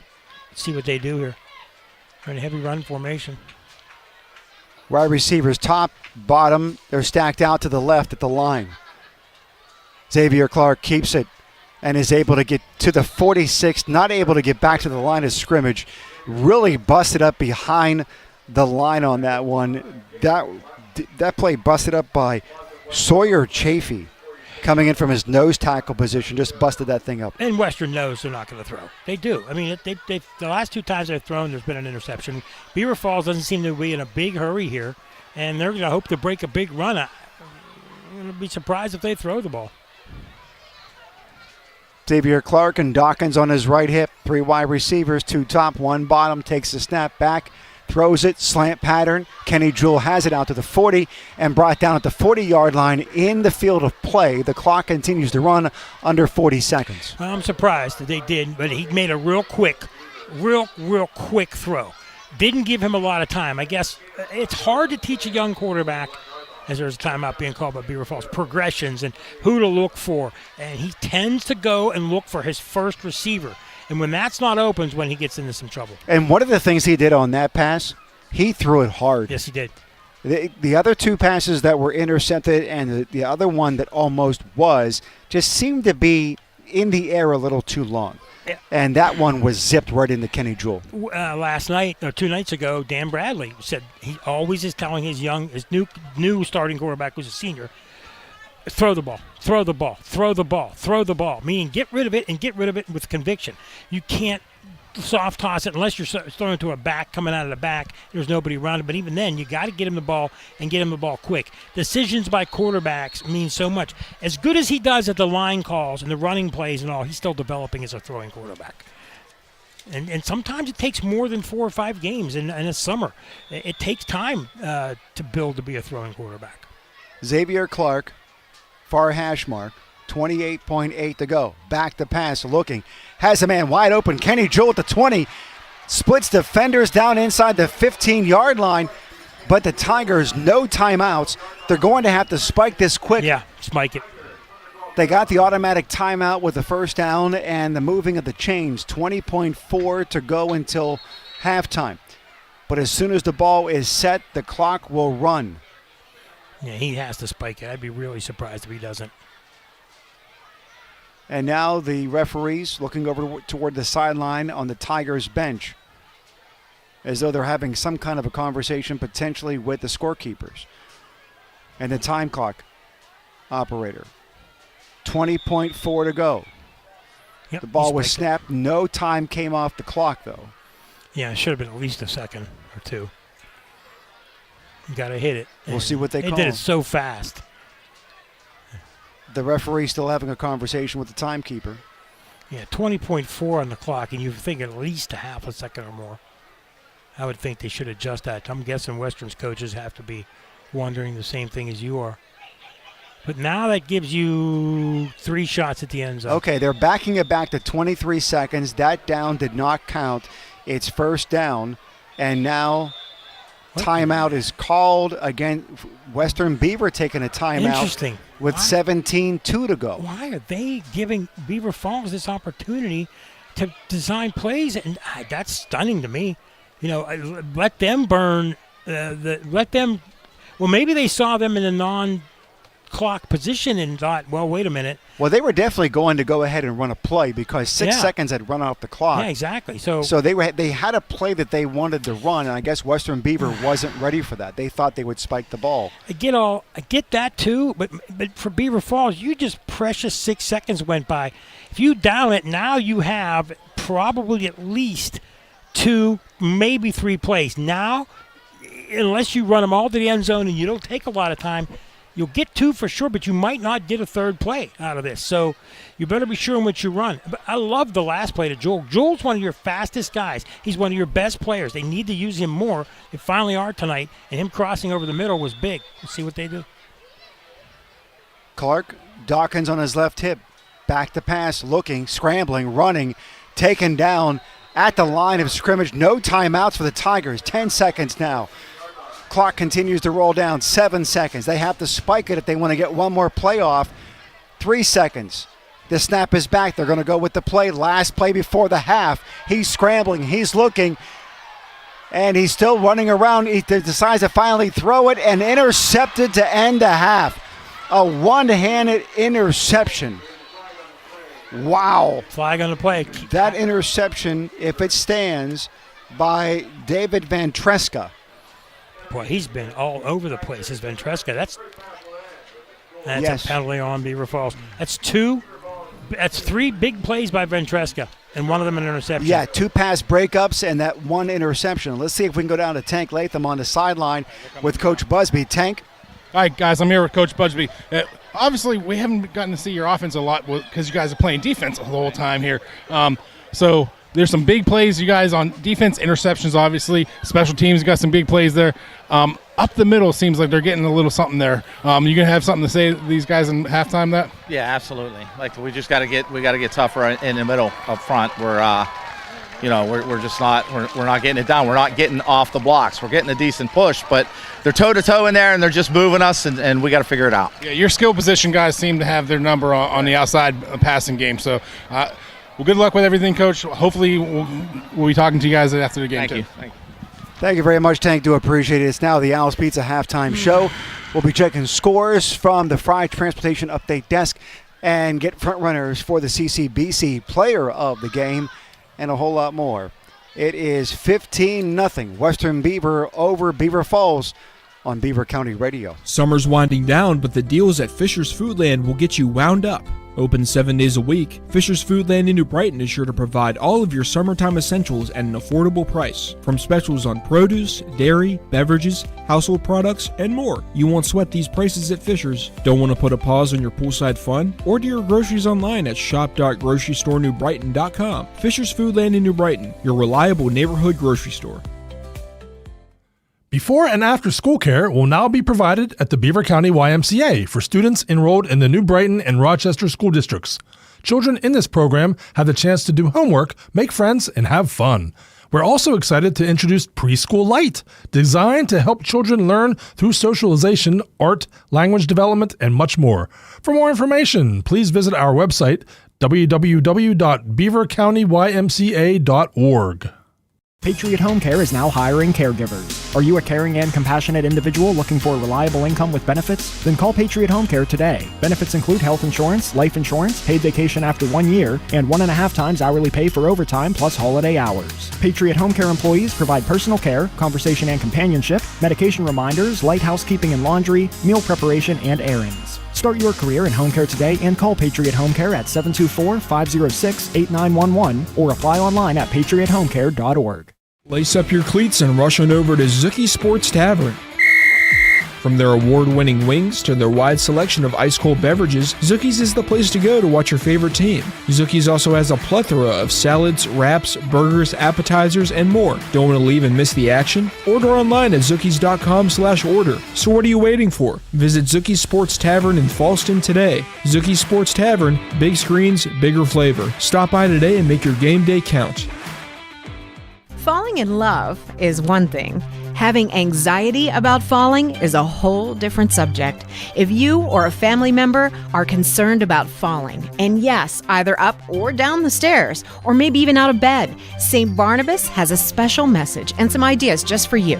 Years of experience in working with people who are prone to falls has given St. Barnabas special expertise in this area. Call them at 724-443-0700 and learn about ways that you can begin to feel more confident and safe, including suggestions that you can implement right now into your daily routine.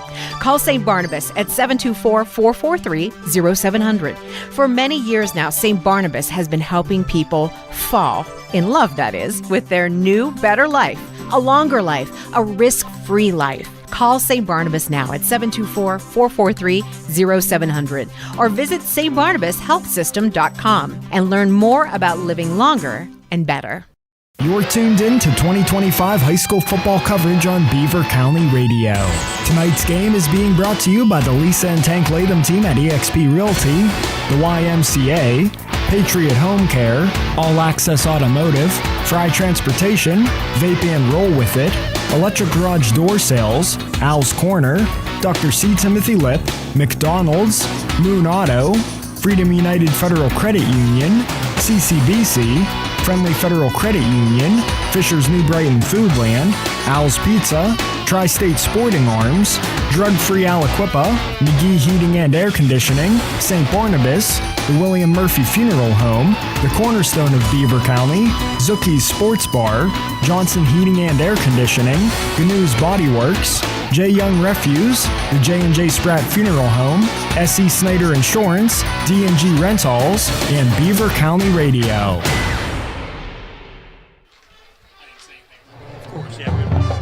Welcome back to the Al's Pizza Halftime Show from the McGee Heating and Air Conditioning broadcast booth.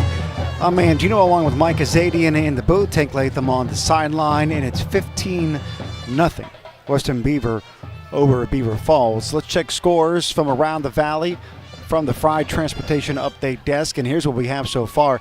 Aliquippa trailing the Mars Fighting Planet 6-0 at halftime. Yeah, they can't get the running game going. They're playing a stot defense, and they obviously can't get the pass game going either. But at least their defense is playing well. You mentioned Central Valley able to score at will with McGuffey today. It's halftime. It's 28-0. Yeah, no surprise there. That game will be over by early in the third quarter. Moon and West Allegheny, 5A, 4A. Moon is at West A, and they're leading 7-3 at half. Yeah, that's a big rivalry game, and Moon can't afford to lose a game to a team in a classification below them. Another good game in the Midwestern Athletic Conference, Elwood City and Mohawk. Elwood City up by 2, 14-12 at half. Yeah, Elwood City playing pretty tough, and that's a game where you got to figure if you want to make the playoffs and be a top seed, you're going to have to win that one. This may be a shocker for everybody. If this score is right, New Brighton, Freedom. Conference play opens. Freedom's up 28-0. Wow. I mean, I know Freedom's got some really fast running backs, like I said, and they got a big line. And a lot of people were saying that New Brighton hasn't played anybody. We've heard that chatter, but we'll find out about that one. That's an interesting score. Blackhawk is trailing Southmoreland 29-14. Ambridge and Mount Pleasant are tied. This score is in the first quarter. And let's see what else we have here. Cornell and Burgettstown, no score in the first. And Beaver and Hopewell, great game going on there. Do we have that report from Joe on this one? Not quite yet.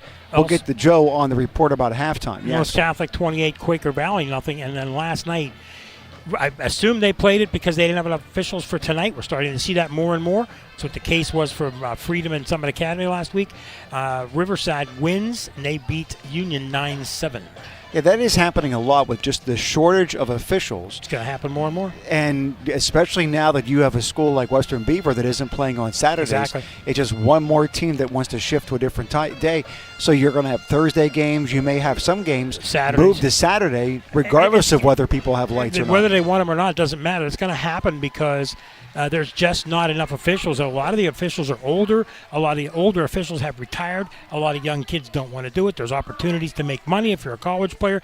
Go and take the test. Basketball, baseball. If you're listening to this and wondering, I want to stay involved in sports, man, you can make some money doing it. Not just you can do junior high games, JV games. You can do 2 or 3 games a week if you want to, and you can make some money in both football, basketball, lacrosse. Doesn't matter. They need officials everywhere. This problem is not going away, and it keeps getting worse every year. I remember reading reports out of the Post-Gazette and the Trib a year or two ago about the struggles in getting people who want to become officials, and then officials that decide to leave, not because they're so old they're ready to retire. Mm-hmm. They're just tired of dealing with all the grief that comes with being an official, especially at more youth leagues. Football is not difficult because you're not all that close to the stands in football. They talk about basketball. You cover basketball. I'm sure you get to see this. Oh, yeah. Youth football where the fans and the parents are right there on the sideline next to the football. there's just too much grief and aggravation for the little pay ultimately that each of these officials right, make. even at $80 to $100. I mean, the big thing is the organization, the people in the athletic department or the organization that's hiring them. You've got to back officials up. They're not perfect. I know we hear complaints about officials all the time. These guys make mistakes. It happens. We don't have instant replay. But if we don't have any officials, you're not going to have games. Or you're going to have guys that aren't qualified doing games earlier than they should, and you're going to have, instead of 6 officials, 5, and then the game, a lot of things just go uncalled. Yes. So the game is going to degrade. And I'm a belief that if you want to put a competitive team on the field, you better bring people from your community to some referee classes, or you don't get to play. That's what I think they should do, but they can't enforce that, I would think. But my personal belief is make people, I don't know. There's got to be other ways. That's a really good point. If we were to have former high school athletes that are still living in the community. Yeah. They understand the sport. Why not go and officiate the sport and kind of pay it forward to the younger kids that want to be able to play? I agree. And no, you wouldn't be doing your school's games, but you'd be doing other games, and you're making money. I mean, I just think that we're, in this society today, you're not making enough people work. There's so many young and older people sitting around playing video games, not doing anything, getting taken care of by not having to work. I mean, when I grew up, we all had to work. And now, even as an official, if I would have thought about it when I was younger, I kind of wanted to be an umpire, and I did a little bit, but I didn't know what the avenues there were. We didn't have the internet. We didn't have people preaching about it. Now, I mean, especially in football, they need it, because we're going to see more and more games Thursdays and Saturdays, and you're going to see more and more crews of 5, and we're going to continue to have issues, and I don't want to see it, but it's just going to get worse. The Al's Pizza halftime show continues in a moment. It's 15-0. Western Beaver on Beaver Falls. We'll come back with more of the halftime show in a moment on Beaver County Radio. It's time to tackle your HVAC unit's problems before they happen. It's time to call the winning team at Johnson's Heating and Cooling. Temperatures will be changing, so it's the perfect time to call Johnson's for a maintenance check. And here's the best part. If you're in Beaver County, you're close to Johnson's, conveniently located in Beaver Falls. Find out why customers keep running back to Johnson's Heating and Cooling for prompt, reliable service and competitive pricing. Call 724-581-4195 or visit johnsonsheating@comcast.net. A lot has changed since 1885. That's when my great-grandfather, William Andrew Hartzell, opened the doors to our family-owned and operated funeral home. This is William F. Rick Murphy from the William Murphy Funeral Home Incorporated in Rochester. Together with my son, Brian C. Murphy, we represent a business that is now flourishing into its 5th generation. Throughout that time, we've had the pleasure of experiencing many of local memories that have made Rochester and the surrounding area so great. I'll bet many of you can easily recall the H.C. Fry Glassworks, Barnett's Bootery, or even Kaufman's Department Store with its massive double-decker parking lot. To put things in perspective, my family was already serving others at their time of need before the automobile had even been invented and the aforementioned businesses started and ended. Our commitment to serve our community with dignity and compassion has allowed the William Murphy Funeral Home, Inc. to preserve a business legacy that spans nearly 140 years, and we're still here. To contact us, visit our website at William Murphy Funeral Home, Inc. or call 724-775-0309. In Beaver County, there are many great stories to tell. One such worthy story is that of the Drug-Free Aliquippa program. Now in its 4th year, the project has enjoyed great success through in-school interaction, education, raising awareness, and data analysis. Drug-Free Aliquippa has a mission to help local youth make better decisions regarding alcohol and drug use. For more information or to find out how you can get involved, visit Drug-Free Aliquippa on Facebook. When you talk about community involvement and safety, the name Fry stands at the forefront in Beaver County. Fry Transportation's mission is to continue to raise the bar as the gold standard in their industry by providing the safest, most reliable, and cost-efficient transportation service in Beaver County through their strong relationships with their community's best-in-their-class drivers, equipment, and technology. There's nothing more important than the safety of their students, employees, and community members. Fry Transportation, where the quality of their organization is characterized by the makeup of the individual behind the wheel. Tri-State Sporting Arms on Main Street in New Brighton is now open. Stop in and explore their extensive selection of high-quality firearms, pistols, and accessories. Tri-State Sporting Arms also pays top dollar for used firearms. Their experienced and highly trained staff is here to assist you in selecting the right firearm for you. Stop on down to Beaver County's newest firearms store, Tri-State Sporting Arms, at 807 3rd Avenue, New Brighton, or check them out on Facebook.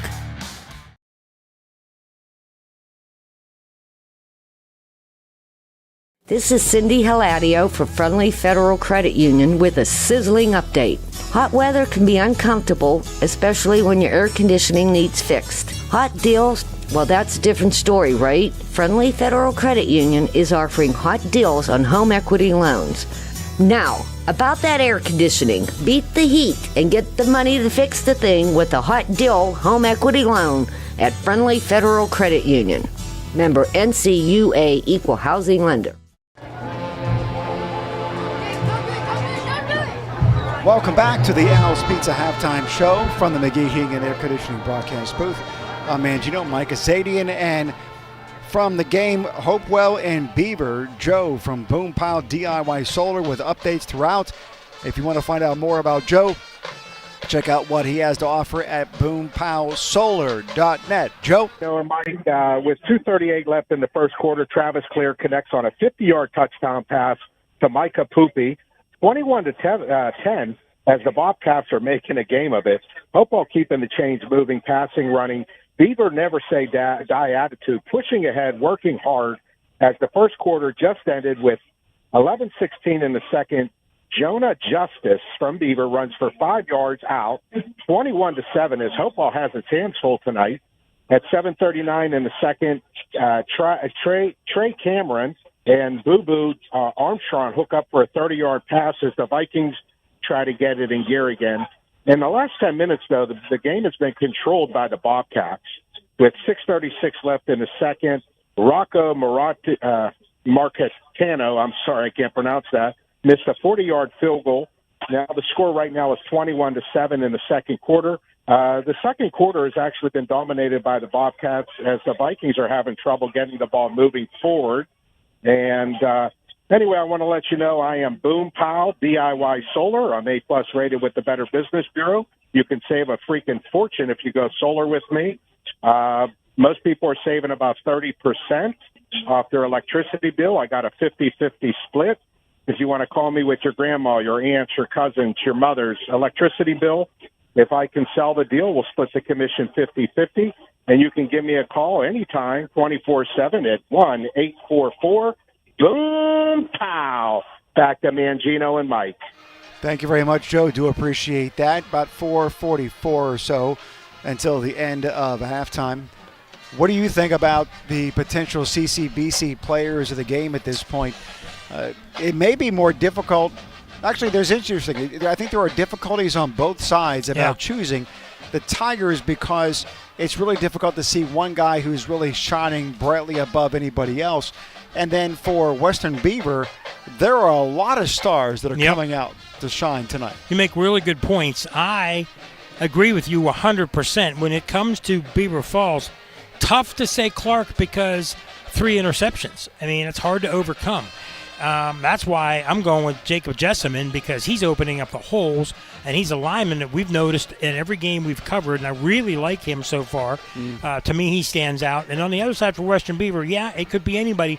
Wyatt Sparbini is one guy, but I really like the guy with 2 interceptions and a couple of big pass play defenses as a defensive back is David Ventresca, the junior, number 2, has done great on defense and has really affected this game in a 2-score game. Yeah, and I think you make a good point there. I like Wyatt Sparbani. He's been fantastic out of the backfield. Big 60-plus yard run for a touchdown to start the scoring off for Western Beaver. He's been fantastic from his middle linebacker position. A couple of tackles for loss to be able to contain this Tiger offense. And then you look at Kai Hudson with that big interception return for a touchdown, too. I mean, there are a lot of guys that are saying, look at me, guys, look at me. Exactly. I agree 100%. And we'll get Tank's opinion of it, too, because he may see a different perspective. Maybe he agrees with me. Maybe he agrees with you. I don't know yet. Tank, are you with us? Yeah, I'm down here listening to the Beaver Falls band. It's pretty awesome. But I think Dawkins for Beaver Falls is standing out. He's being that Spitfire that they need. He's been down here leading. I agree. Clark's been throwing a couple too many interceptions, but he's coming a long way. Now, for Western Beaver, I agree with Kai Hudson. I saw that play happen right in front of me. He didn't just intercept that ball. He took it away from the receiver in the end zone and then took it the other way. That was a major turning point in the game. You're right. And we're split. It's up in the air. It's not a real leading contender this time. We're all. Well, it's interesting that we're going to have to see this second half. Yeah, and there's no doubt about it. That's what we like. It could be anybody. And it's easy to name the big play guys. It's easy to name the quarterbacks and the receivers. But I like the fact that we're talking about a Kai Hudson on defense. We're talking about a Ventresco on defense. We're talking about other guys besides your leading guys that you would think. Talk to us a little bit about the big show coming up after the game and our local post-game show, the Falcones Moon Township Ford wrap-up show. I hear it's becoming more and more popular as each week goes by. And you haven't been on calls. it yet. You have not been on it. We've had a lot of great calls from people from Aliquippa, people from New Brighton, people from Beaver Falls, people from Central Valley, people from New Brighton, all over the place. We've get guests. Our own Tank Latham has been on a couple of times. We're trying to get coaches. Last week we had a coach on. We're trying to get a coach from another game. We're trying to get the Hopewell coach after the game. We're also trying to get reporters from other games that are being covered by other reporters at the Aliquippa game and the West Allegheny Moon game. So we're trying to get other people on. We went to 11:30 last week, and Ryan Garazunas and myself just implore you to call in and talk to us. If you're listening, write these numbers down: 724-843-1888 or 724-774-1888. We'll fill you in, we'll fit you in, and it usually starts about 15 to 20 minutes after the game, after our own post-game show. Second half kicks off in about 3 minutes. 15-0 Western Beaver over Beaver Falls on Beaver County Radio. It might be time to repair or replace that old garage door. Call on Robin and her team of expert installers at Electric Garage Door Sales in Monaca. Dial 724-774-3200 and your door will work like a charm. Featuring CHI quality garage doors, LiftMaster garage door openers, and over 50 years experience, Robin and her team will get it done right. Electric Garage Door Sales. Give them a call at 724-774-3200 or find them online at electricgaragedoorsales.com. Want to make football season better than ever this year? Plan now to join your friends at the Hangar in Moon Township, the place where good times and great food meet. Watch your favorite sporting event on one of their 18 big screen TVs while you enjoy their famous wings, beer battered fish, pizza, or Taco Tuesdays indoors or on the outdoor patio. Check out their award-winning menu online for lunch, dinner, or a special night out. This football season, hang out with your friends at the Hangar, the best kept secret in Moon Township at 500 Flaherty Run Road. What if you could meet the future you? The one with the degree, the dream job, the confidence. This fall at Community College of Beaver County, step up to the mirror and see what's possible. Whether you're fresh out of high school, changing careers, or returning to finish what you started, every class and campus experience brings you closer to who you're meant to be. See your future. Start it here at CCBC. Visit ccbc.edu/fall25.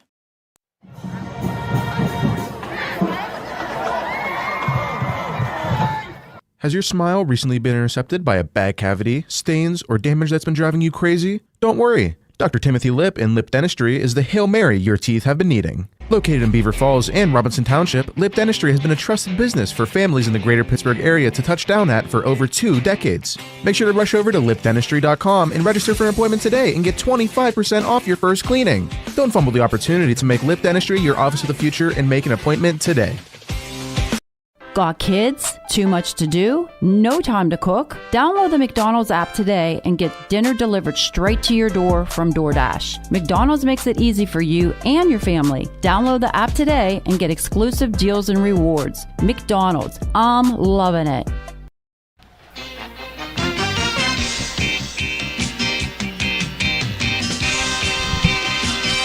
From the Fried Transportation Update Desk, the score 21-20 Hopewell edging out Beavers so far in this game. I mean, and they were up big at one point, and Beaver trying to figure out a way of clawing their way back at it. Now it's 1 point going into halftime. A lot of pride in that Beaver program, and despite losing two starting running backs, 2 starting receivers, all their playmakers except for their quarterback, they're rebuilding and they're hanging with Hopewell. And it's not as easy as we thought. You get into conference play, and all of a sudden, good games. Kickoff is away, taken at the 22-yard line to start the second half.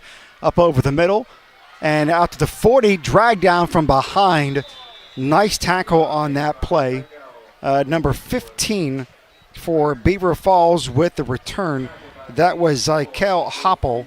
And number 44 for Western Beaver, Caden Seymour, in on the stop. Want to thank everybody for listening to the Al's Pizza Halftime Show from the McGee Heating and Air Conditioning broadcast booth. We are now into the third quarter, 11:54 to go, and now Beaver Falls setting up for their first possession of the second half, trying to build on some of the momentum that they had prior to the big turnovers. They need it. They need it bad.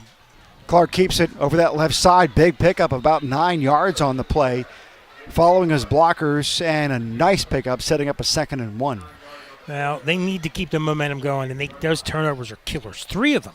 You take 2 of them away, and there's a good chance they're either tied, maybe leading the game. They could be leading this game 15-7. I know shoulda, coulda, right, if, ands, and buts, but, turnovers are huge because they're moving the ball. They've had control of the ball, which they needed to do. The one thing they can't afford is more turnovers. Tigers come out heavy to the right side. Clark with Dawkins on his left hip. Hands it off, and Dawkins met behind the line once again. And a great stop.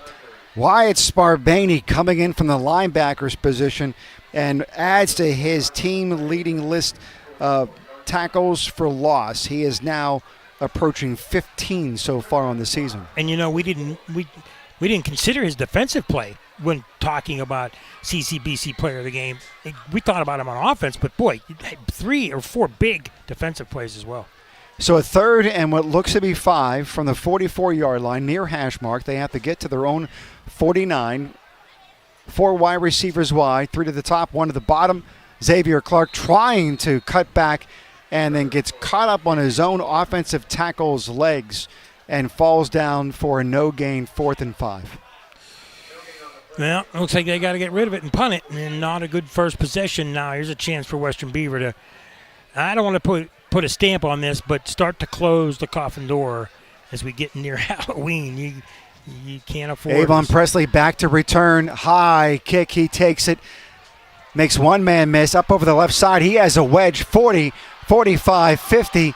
Kenny Jewell to beat, and Kenny Jewell knocks him out of bounds at the 38-yard line of Beaver Falls. Wow. Things are going from bad to worse for this Beaver Falls team. Feel bad for them right now, but you're not moving the ball. So now Western Beaver has it. First possession of the second half inside of Beaver Falls territory. The ball will set up on the far hash mark. Big return by Avon Presley. There are just so many guys that are just really stepping up for Western Beaver tonight. They really are. They really are. It takes more than one guy, and we've seen it. You mentioned it. And now they start the ball to 38. This is prime position for them to just run it down their throat and just end this game. Marshall. Movement by the tailback. Did they call it? No, they actually called offsides against Beaver Falls. Yep. They could have easily called motion on Sparbaney. Tough one, yeah. But they end up calling offsides on Beaver Falls, setting up a 1st and 5.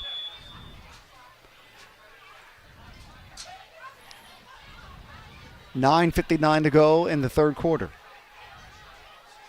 Clock is stopped. First possession of the second half. Everybody's in tight on the left side. Wide receiver split 1-1.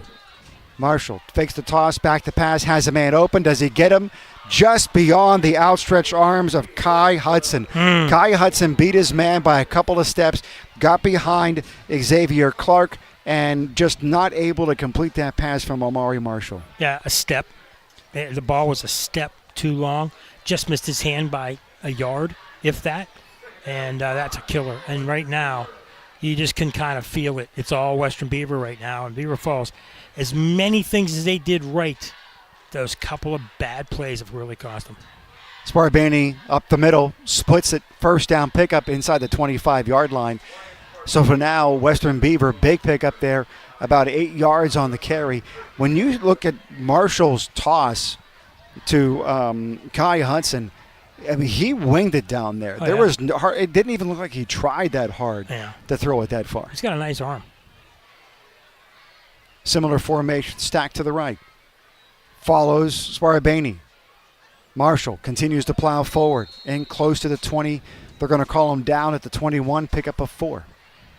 When you haven't won and you've struggled and you've played pretty good, and then you could say that they in time of possession and yards, they outplayed Western Beaver in the first half. But the time of possession and yards don't count. Scoreboard does, and turnovers count.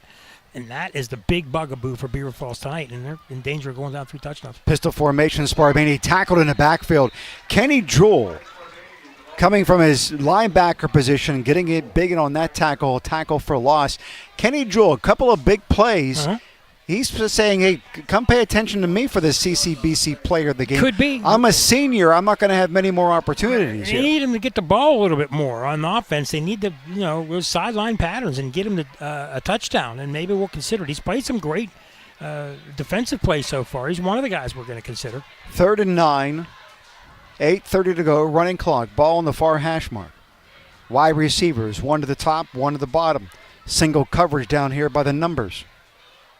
Marshall back, looking to his left, doesn't find anybody, decides to take it himself, runs it, gets inside the 20-yard line, and now it's 4th and what will be about 5, maybe 6. They're going to say he was short of the 20, so they'll give him 4 yards on the play. So now 4th down, and the officials have taken a timeout because there's an injury on the field. We'll take the timeout with them back in 30 seconds on Beaver County Radio. 15-0 Western Beaver on Beaver Falls. Not to be cheesy or anything, but Al's Pizza of Beaver County has deals, specials, and delicious options that'll blow your mind. Try Al's Deep Dish, a mouth-watering pie loaded with 2 pounds of cheese and Al's renowned pizza sauce. Mmm! Looking to feed the whole fam? Al's Dinner Box with a half tray of 1-topping Sicilian pizza and a half tray of cheesy breadsticks is perfect for your family dinner tonight. Even if pizza isn't your thing, stop in and try the delicious Granny Franny Meatball Sub. Delivery from 11 a.m. to 8 p.m. Order today or stop in at Al's and try the best pizza pies Beaver County has to offer. As the trainers tend to the injured Beaver Falls Tiger, let's check in with Tank Latham down on the sideline with the Lisa Latham team brokered by eXp Realty sideline report. And what do you have from your interview with Coach Mooney at halftime?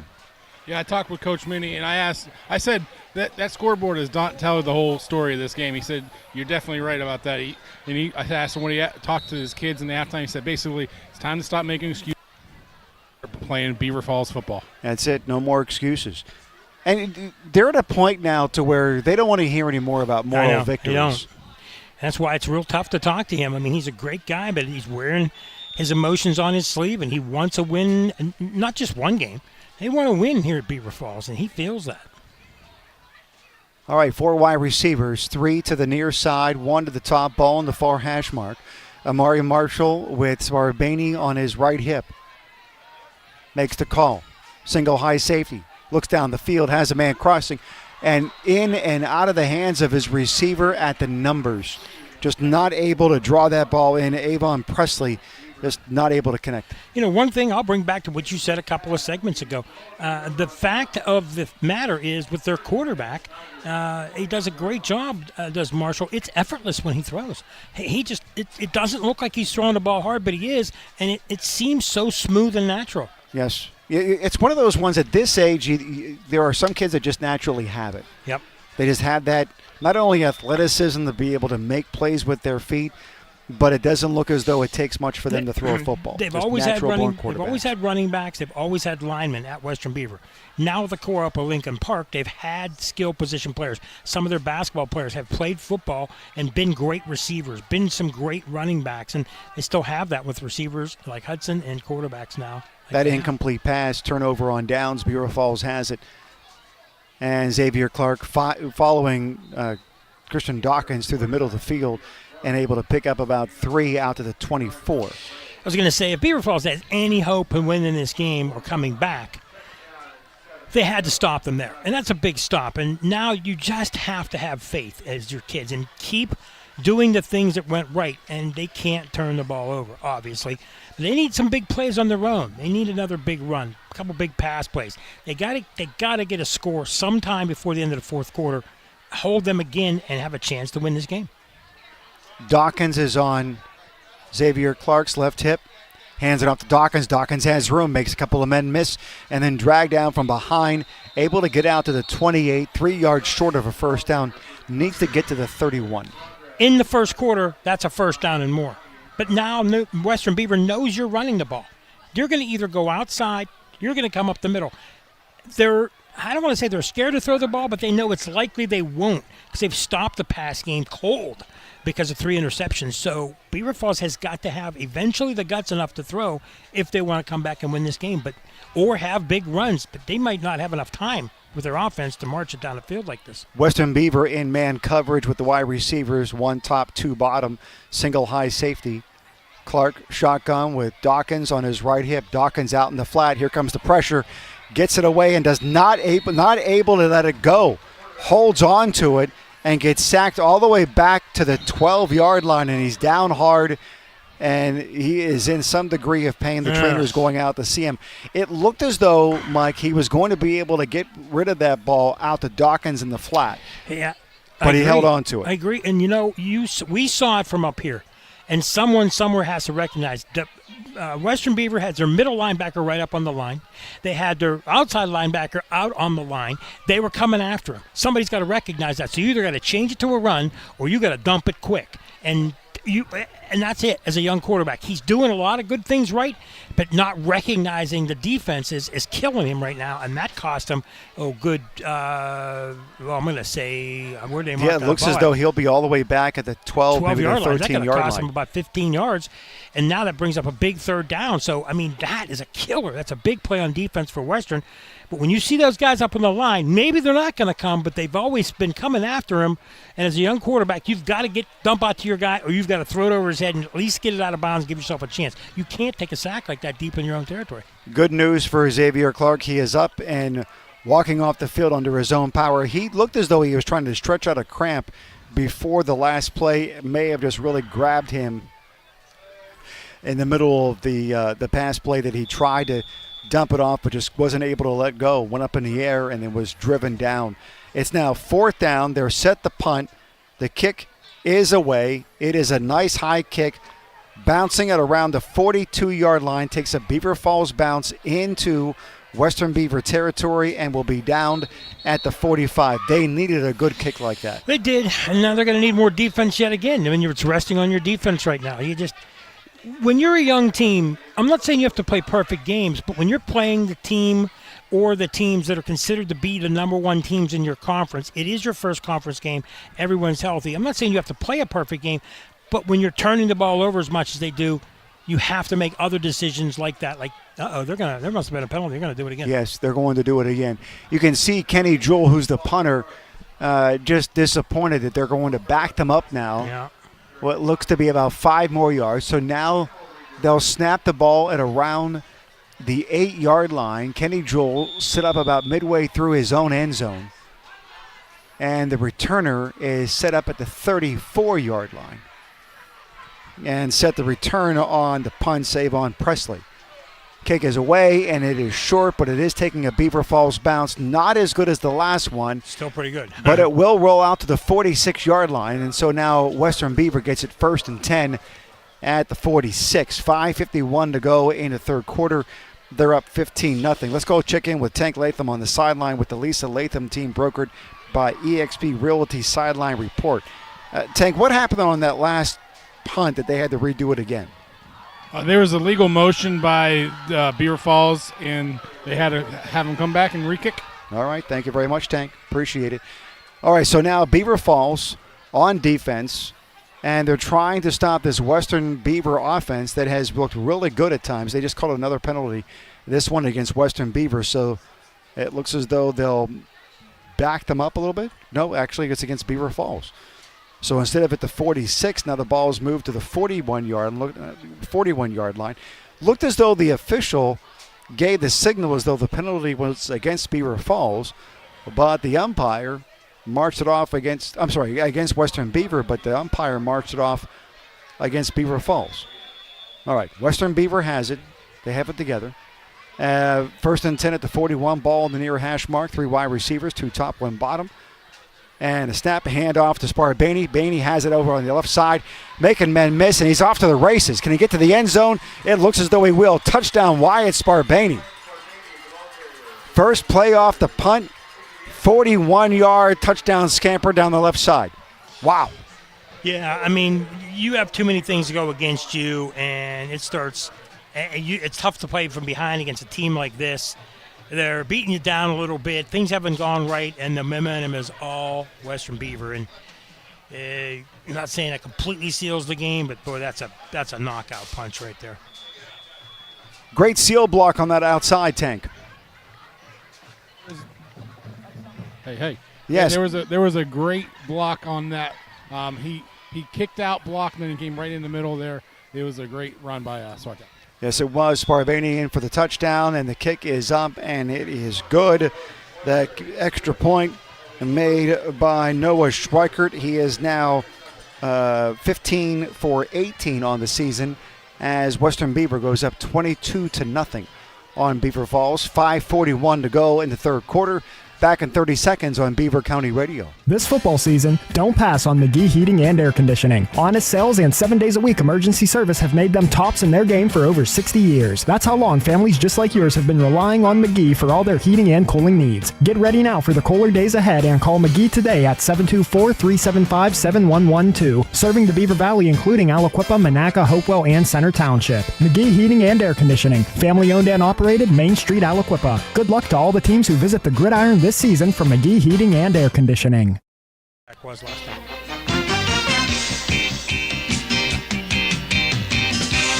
Beaver Falls just not able to withstand the onslaught that is the multifaceted, multi-talented Western Beaver offense.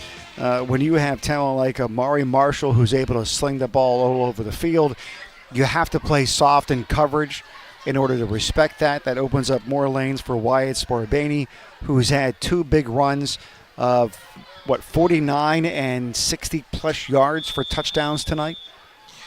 Yeah, I mean, right now he's 2 touchdowns, big touchdowns, about 3 or 4 big defensive plays. He's my player of the game right now. Kickoff to the 25-yard line, splits the defense, and off to the races he goes, and finally tripped up. What a return. That was fantastic by Zykel Hoppel, the wide receiver that took the ball a little short, but he was able to split the defense and one final defender able to trip him up because he was going to the house on that one. And I know people don't want to hear, oh, there's a flag. Something happened right on the sidelines they didn't like, and they're going to go discuss this, but that's going to be a call against Beaver Falls. We'll see what happens. We'll watch. But people don't want to hear, oh, they're playing well, but, hey, okay, they're losing games. But, I mean, they are doing things better than they were last year, but they just aren't doing enough of them. And the turnovers really, really hurt today. I mean, that's the story of this game. You take those turnovers a game away, Beaver Falls is right in this game. This was a winnable game for them, Robert. I don't know if you believe that, but I do. I do. They played well on offense. There's a penalty call. It's against them. Dead ball foul on sportsmanlike conduct against Beaver Falls. Offsides against Beaver Falls. Oh, boy. Now it's what they decide to do. They're going to take them back. No, I would think he'll take it 15 yards back. That ball's going to be at the 35-yard line maybe. Oh, no. They're calling both of them? Oh, wow. They are going back so far. I'm not even sure how far back they're going. But they're backing them all the way back to what looks to be the 25-yard line. Wow. I mean, the kick return was to the 45. How they I wish I could explain to everyone how they decided the ball goes all the way back to the 24-yard line. Can you take 2 penalties like that at one time? Unless they happen one during the kick and one after the kick. The unsportsmanlike had to come after the play was dead. We'll get Tank after this, and maybe he'll give us a better clarification because that had to be what it is. Wow, that is huge. Whew. But you're still talking about a penalty that was over 20 yards. 30. Yes. Snap. tackle behind the line of scrimmage. That may be a penalty right there. A little overexcitement by Damian Lutton in taking down Xavier Clark, and now the penalty flags are coming out all over the place. You have players coming off the sideline now into the field of play. We're going to have ejections at this point. The only thing I can think of, and Tank will get you in on this, that the one play happened during the punt return, and the other penalty came after. It was the unsportsmanlike conduct came after that. Is that about right? Hello. Yes, would you say that that's correct, how they came up with that first marking off of all that distance? Yeah, I was actually going to try to ask one of the officials, but then this whole melee happened out there. But yes, I assume they took both penalty flags and applied them to the mark back. Yeah, because the one came during the punt, and then while the play was blown dead, unsportsmanlike conduct, came. And we also have a player injured on the field. It looks like a cramp for Western Beaver, but I don't think an official still has their flag in their pocket. I'm looking at 1, 2, 3, 4, 5, 6 penalty flags on the field. So not only the roughing the passer penalty against the Damian Lutton for slamming down Xavier Clark, then you had the pushing and shoving that happened afterwards, and then there were players that came off the bench on the sideline for Beaver Falls to get involved. That's an immediate ejection, isn't ejections. It? I think so. We'll see what they call here, because it should be offsetting penalties now. Maybe we can hear the call. Unsportsmanlike. On both. And it waves off. That's exactly what they did. Oh, wow. Oh, they did eject at least one player. First person that comes off the bench. Well, you have to take control. And you need to go to both coaches and say, hey, look, the game's only 22-0.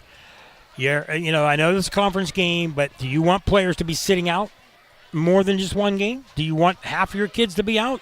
Because this is what's going to happen if we have more pushing and shoving, and the officials will not have a problem calling a game if too many kids come off the sidelines. But interesting that wait a minute. What they're going to do is mark off a 15-yard penalty against the lineman who had roughing the passer, and then post-play penalties of unsportsmanlike offset. Oh, exactly. Okay, because that has to be what it is, because now they're still working on the player on the field who has a cramp.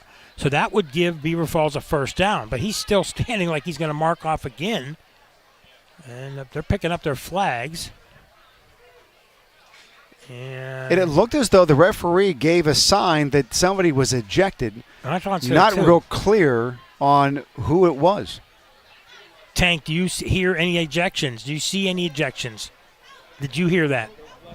Talking to me, I got.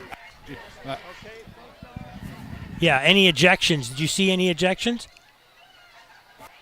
53 for Beaver Falls, I believe, has been ejected. There you go. All right, thank you very much. That's why he's the best darn sideline guy in Beaver County on a Friday night. That's it, right there. Plain and simple. There's no competition, but he's still the best darn one there is. I got to tell you. So they're still working on a cramp on the player for Western Beaver. So as they're working on that and they figure out what they're going to do with the spot of the ball and all of that, we'll take a timeout. We'll come back. 5:30 to go in the third quarter. 22-0 Western Beaver on top of Beaver Falls on Beaver County Radio. Hey you, looking to finally wrap up that big project but can't find that last tool you need to get the job done?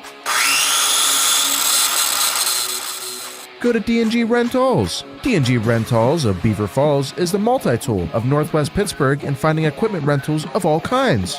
Whether it's renting a straight head grinder for a week or a circular saw for a few hours, D&G has you covered with everything you need for bargain prices. Visit D&G Rentals in Beaver Falls today and indulge in the most complete equipment rental store Northwest Pittsburgh has to offer.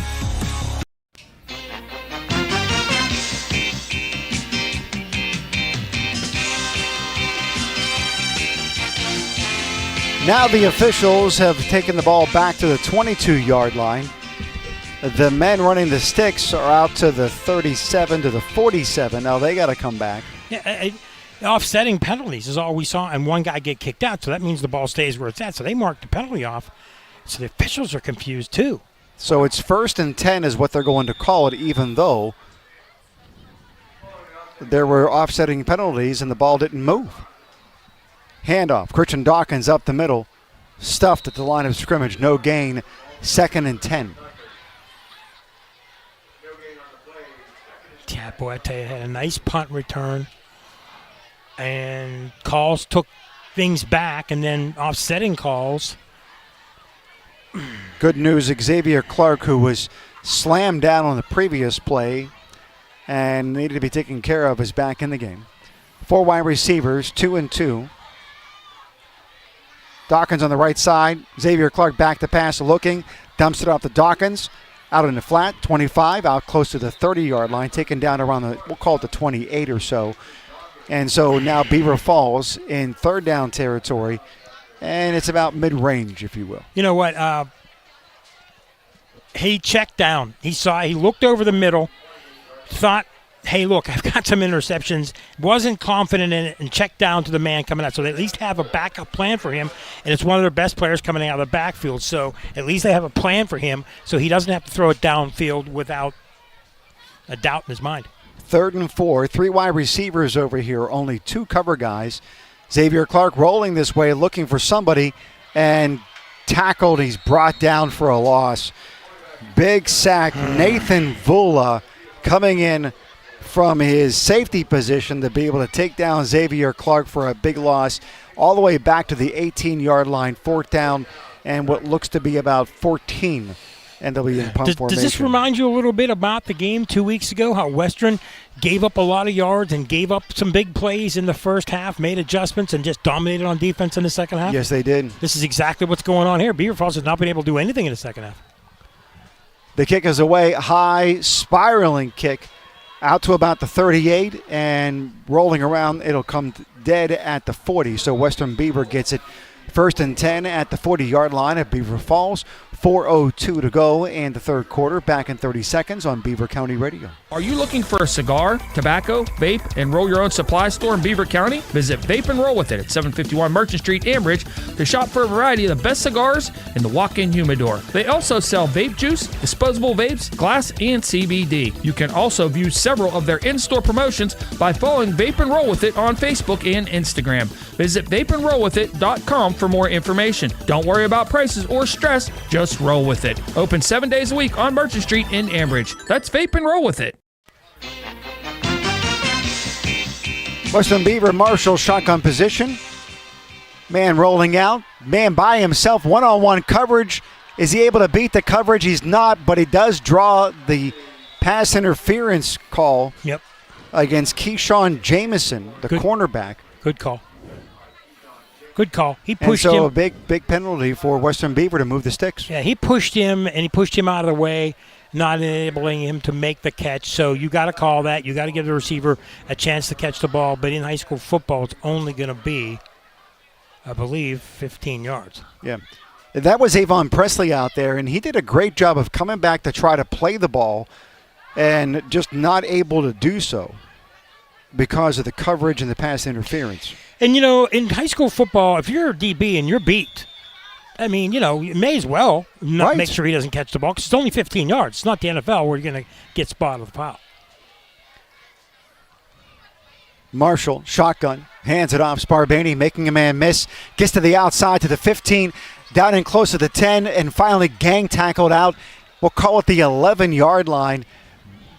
Big run for Wyatt Sparbaney, getting the first down deep in the Beaver Falls territory. Yeah, 3-score game now. They're going to try to really put this thing away. And Beaver Falls, tough fight, but just not enough right now. Coming up after the game, the Electric Garage Doors post-game show. We'll take a look at the Fry Transportation Update Desk, get you the latest on all the scores, have the CCBC player of the games for both teams, and interviews with Tank Latham. Marshall takes it, keeps it himself, right up the middle, following his blockers, and a little rugby scrum pushing forward down inside the 8. And so it's second down from the 8. They have to get down into the 3, so we'll call it 2nd and 5. Yeah, Western Beaver just taking time off the clock, running the ball, running their offense. They don't want to get anybody hurt. They got a big conference schedule coming ahead of them, but it looks like right now for them with a quarter and a little bit to go, they're going to be off to a good start in conference play. Marshall, Sparabani has it, tries bouncing outside, tries to make a man miss. Does he have the corner? It looks as though he may. Touchdown, Wyatt Sparabani.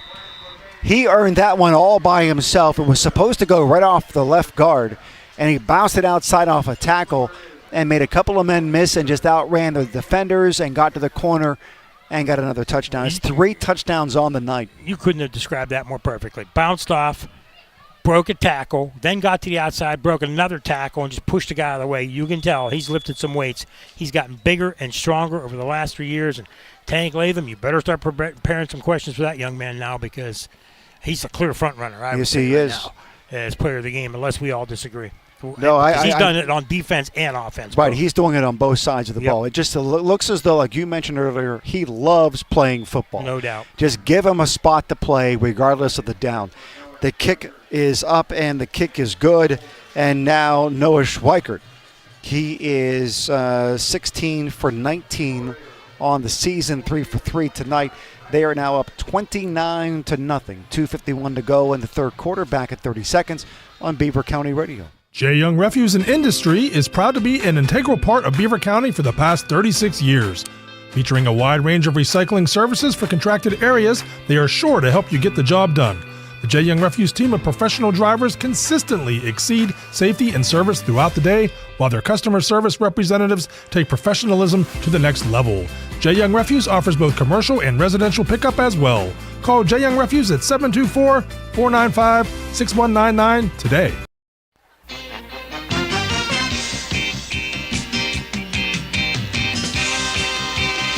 Western Beaver set the kickoff from the Fried Transportation Update Desk. The Moon Tigers, West Allegheny Tigers up 14-3. They're in the fourth.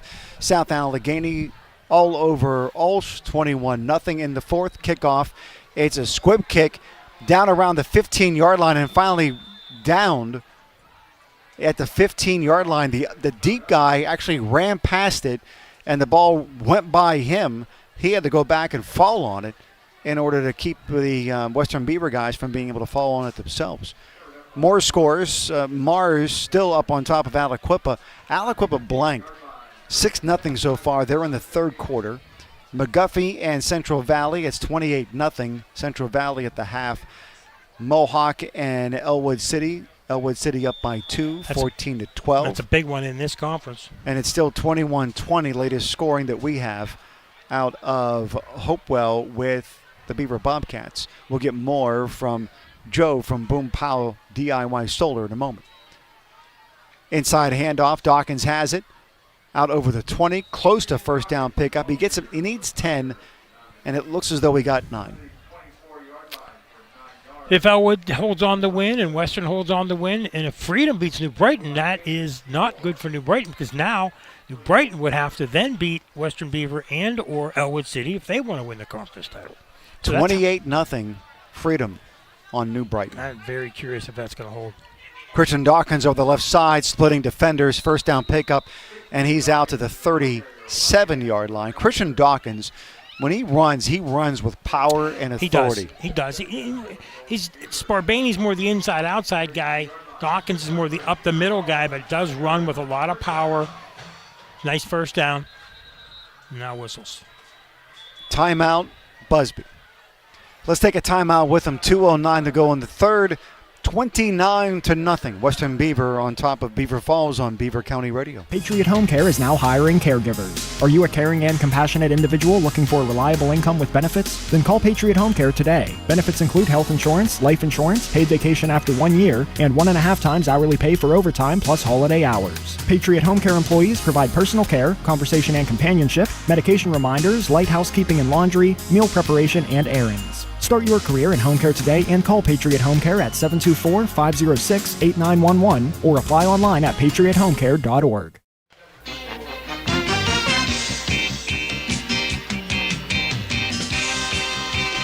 The Beaver Falls Tigers are looking for something to be able to get a little bit of momentum. They've been in the Western Beaver territory They have been deep a couple of times, but just not able to punch it through the goal line. Beaver Falls now set up 1st and 10 from the 32. Dawkins gets the ball off of Xavier Clark, bounces it back outside, first down pickup, 12 yards on that play.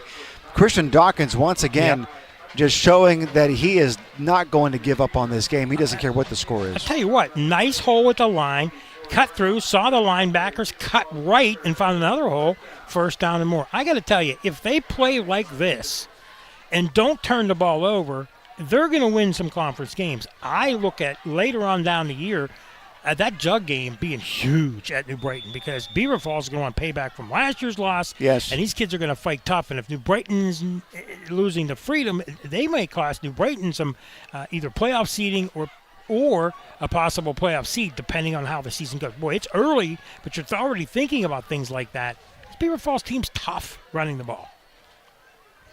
Xavier Clark, shotgun.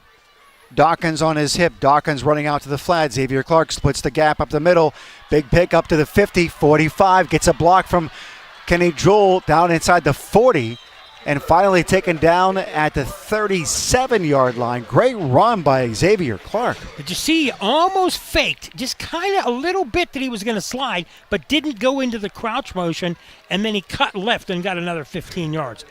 I really like him a lot, and he's the kind of kid that you just want to see play football, and you love the way he plays.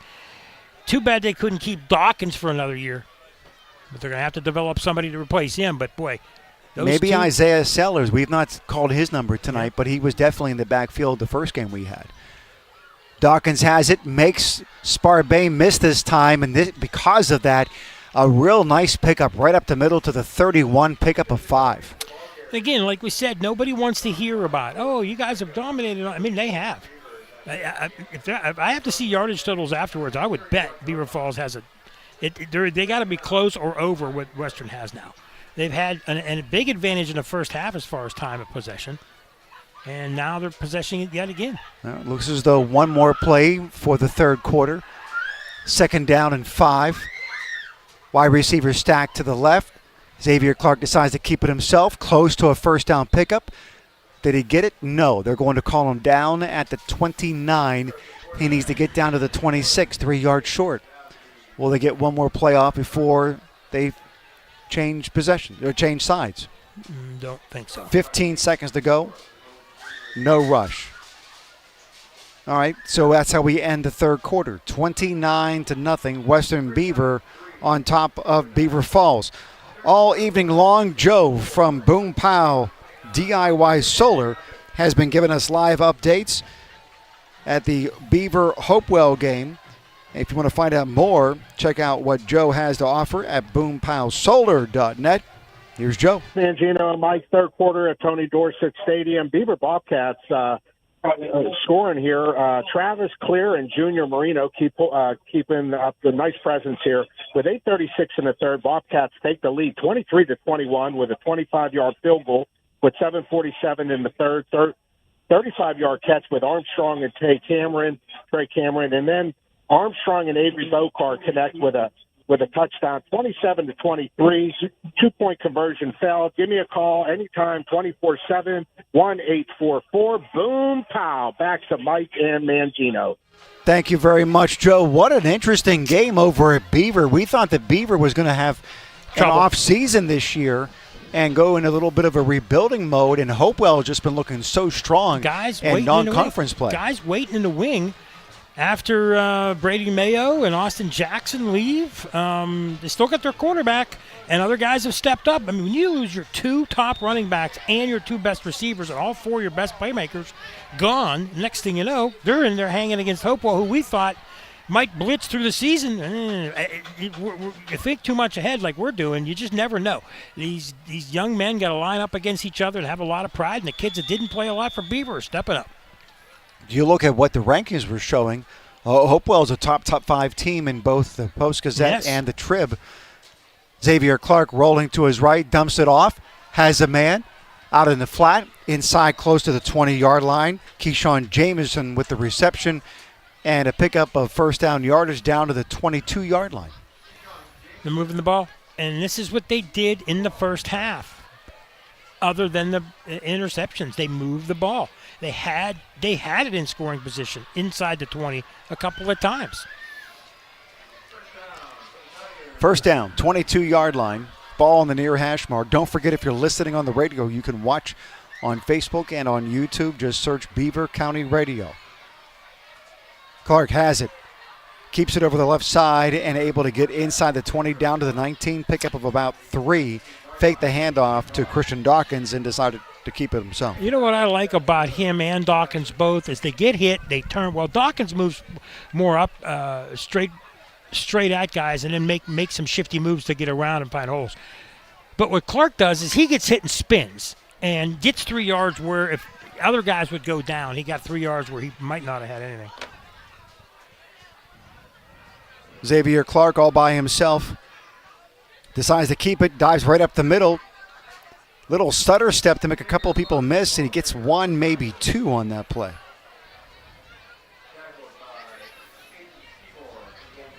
Oh, look at that. There's a Santa wannabe, apparently, that's in the fans. Yeah, Tank. Did you see that picture? I wish everybody else could see the picture. Yeah. I see him. I was just wondering if there was a way of being able to put it up on That's the Tank. video feed. He's in purple. Did Tank change outfits? And have somebody go on the field and take a picture of him. I don't think so. He's he's a Western Beaver fan, I can tell you this much. Xavier Clark making a couple of men miss, trying to get close to that first down yardage, and he gets down to the 15-yard line. Nope, they're going to call it the 16. And he needs to get down to the 12. So ultimately, the referees brought him back even further to the 17. So it's 4th and 5 for the Tigers.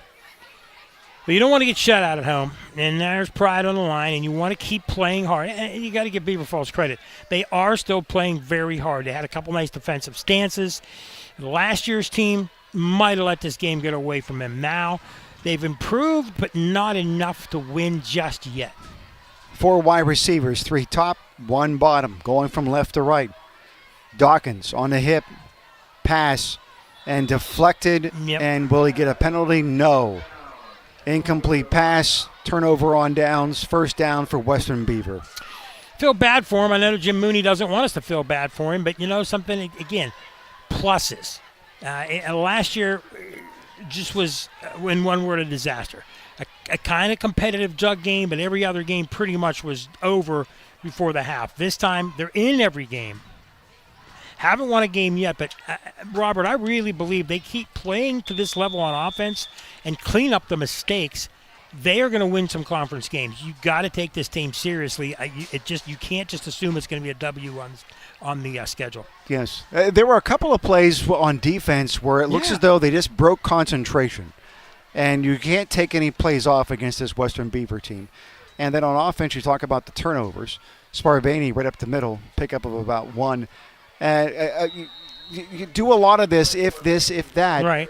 But there's so much to walk away from this game. I agree. If you're the coaching staff and the players of Beaver Falls, that there are things to build on, that if you could just maintain a little bit more focus and concentration and a little bit better decision-making, this game's at least closer. You're at this 100% point. right. I mean, you don't want to assume that turnovers were equal, but if turnovers were equal, this game likely would be a lot closer. But the turnovers all directly led to Western Beaver having better field position and then scoring. One of them in this interception return, so likely you take them away, this game could be 7-7 for all we know. Marshall following his blockers over the right side, makes a couple of men miss, splits defenders, and gets out close to the 25-yard line, but there's a flag coming in from the deep judge over on the far side. Because the big plays were Western Beaver's advantage. The interception return was wrong. But other than that, I mean, Beaver Falls has had a lot of defensive stances. They stopped them many times when they needed to, but then they took over the ball, and then they threw the ball, interceptions inside the scoring or such red zone. Again, you don't want to tell people, hey, take that away, you would score great. But I mean, it was big plays by Western Beaver's cornerbacks that took those interceptions away from Beaver Falls players. So veteran guys going up and getting the ball, whereas younger receivers maybe for Beaver Falls not getting their hands on it, and a new young quarterback. Big penalty against Beaver Falls. Now first down at the 39-yard line for Western Beaver. Sparabani splits the defenders, tries to get outside, and tripped up, ultimately brought down out of bounds at the 47-yard line. He is just so impressive to watch run. He's fast. He can stop on a dime. He has great balance and control, and the first guy is not going to bring him down. I really like him. And I go back to 2 years ago when we saw him against Ambridge, and Ambridge stuffed this team. Of course, it was a double A team playing against a 3A team, or 4A team, I should say. Now, he is really running up against almost everybody. He's run and played really well. One of the better running backs in Beaver County. I like the way this young man plays. He's definitely, in my mind, hands down the CCBC players of the game for them. And that's saying something. They had a lot of contributions. We just have to decide on the other side of the ball who gets it. Jalen Atkins takes a spell for Sparabani, but a handoff on the Avon Presley as he's coming around from the wide receiver position. One name we haven't called since early in the game is Braden Mayo. He was dinged up early, and he had his helmet off as he was going off the field. I believe it was in the first quarter, and we have not called his number again so far. So it looks as though that evening may be done, because normally he is the back that spells Wyatt Sparabani. But instead, once again, it's Jalen Atkins, the 5'8", 155-pound junior, that's in for him. And they're doing the smart thing, Western is. They're taking the clock down underneath 5 seconds before they hike the ball, taking time off, not trying to rub it in. Nice pass out to the flat to his receiver. He's off to the races, 30, 25, 20. Can he beat everybody to the end zone? He does. Touchdown, Avon Presley with a pass out in the flat like a wide receiver screen, and he just outran the defense. Nobody was going to catch him. Yep. And good job by not only the quarterback, but good job by Presley. And that gives Sparabani 3 TDs, Presley 1, and the interception returned by Kai Hudson. What a performance that they're putting on, and now it's 35-0. About to be 36 with this kick by Noah Schweikert. Snap, hold, kick up, and is it good? Nope. It is good. It Barely went over the upright, and now that's 4 for 4 on the night, and it's with a score of 36-0. We will have a running clock for the rest of the game. Let's check in with Tank Latham on the sideline. Tank with the Lisa Latham team, brokered by eXp Realty sideline report. And that pass play, you got to love it when you can throw the ball maybe a yard or two, and then your wide receiver just splits defenders and takes it to the house. Yeah, that was pretty special.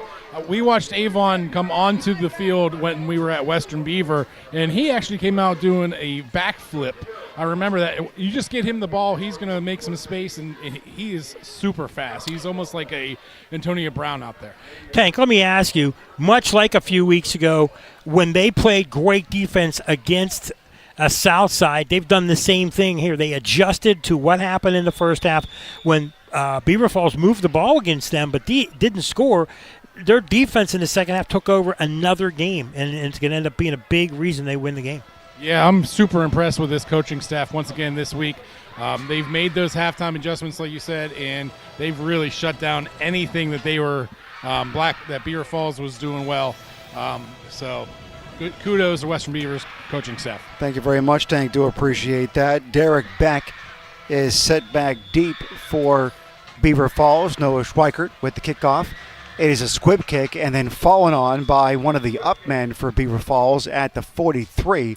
So now it's Beaver Falls 1st and 10 from their own 43-yard line, 7:35 to go, and what is expected to be a running clock from this point on. Exactly. And you know what? And people say, why do you squib kick there? Well, you do it because, again, Beaver Falls has as many fast, athletic players as you do, and we've seen it on a couple of kickoff returns. They've had a couple of really good kickoff returns, and you know, you don't want to give them momentum. You want to take pride in your defense and have a shutout, and you don't want to give them a score, and that's why you don't kick it deep. And I was surprised they did it the one time. And I think their coaching staff says, hey, look, doesn't matter, 36-0, doesn't matter what it is, let's play smart.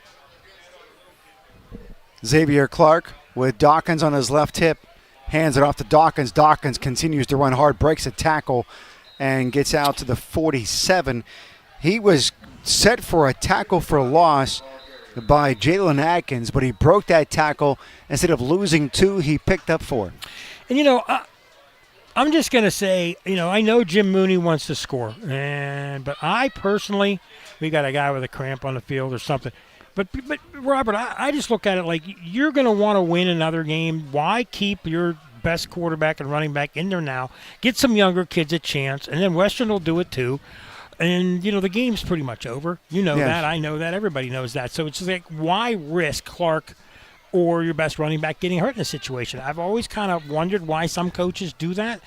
I know you want to keep your guys in there to learn, but there also becomes a time when you have to think about the next game as well. The only reason why I can think that you would keep them in is that that last comment you made. You want them to get reps. You want this team that is having a difficult time coming together and performing at the level you want them to get more of those game reps. I understand that. Tank, what do you think about the thinking behind keeping some of your star players in when you're down 36-0 in the fourth quarter? Well, like you said, those kids have put in the time and dedication in the offseason. They're trying to get as much in as they can. This is memories for a lifetime for these guys. So I can see why you would keep those guys in there, but also you got to build your program up a little bit too there. And you want your other kids to come in as well and get some time and want them to keep working so they're going to be ready for maybe down the season when guys get hurt. Also, guys, you got to realize sometimes coaches know those other kids aren't ready to come in, and they don't want them to be hurt. That's a good point, against another team. That's a very good point They're as well. the ones that are in at the practice that knows if their potential is or not. So another thing as well is what I've been told by many coaches, I'm keeping my guys in if he's keeping his guys in because I don't want my second team playing against his first team, so they wait for somebody else to make the first move. But, that could be debated for a long time. But usually when you see a running clock game, things change like that. You both make really good points. You do want to have reps, but they've got a lot of reps. Right. Lucas McDowell was the injured Tiger on the field. He is now up under his own power and off to the sideline. Hopefully he will be able to get back in this game as quickly as possible.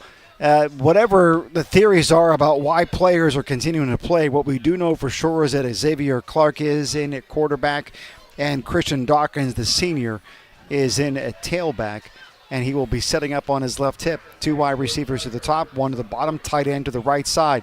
Clark keeps it. Tries to split defenders up over midfield, trying to get to the 47-yard line for the first down, and the officials are going to say, nope, you're 2 yards short, you're down at the 49. Now we have a Western Beaver player down. These geese up, though. You know what, though, and it is something to say about Beaver Falls. Okay, people are going to see the score and say, 35-0. But this game, Tank, I'll ask you again. I feel this was a winnable game for Beaver Falls. If they don't turn the ball over in the first half, I really do. They outran them. They outplayed them. They had the time of possession. I thought that this was a winnable game for them. Yeah, they say football is a game of inches. I mean, if that momentum shifts in that first half towards Beaver Falls, this is a completely different game. I mean, that's one of the hard things of having a young team when you're rebuilding. They got to learn, like Coach said, they got to learn how to win. And these are some growing pains they got to get through, but they're getting there, that's for sure. Xavier Clark passing out to the left flat and incomplete. 4th and 2, ball at the 49-yard line of Western Beaver. And 5:21 to go, running clock. And if you're Western, you want a shutout. You want to be able to tell teams, hey, we shut you out. That's right. That's pride. Snap back, pass, throws over the middle, has a man. Kenny Jewell catches it at the 30-yard line and gets down inside the 20. Kenny Jewell wide open. Nobody was around him. They were in zone coverage, and he split the 2 high safeties and caught that pass. Really believe we got an officials timeout here. I really, really, really believe that they need to use another Western player down.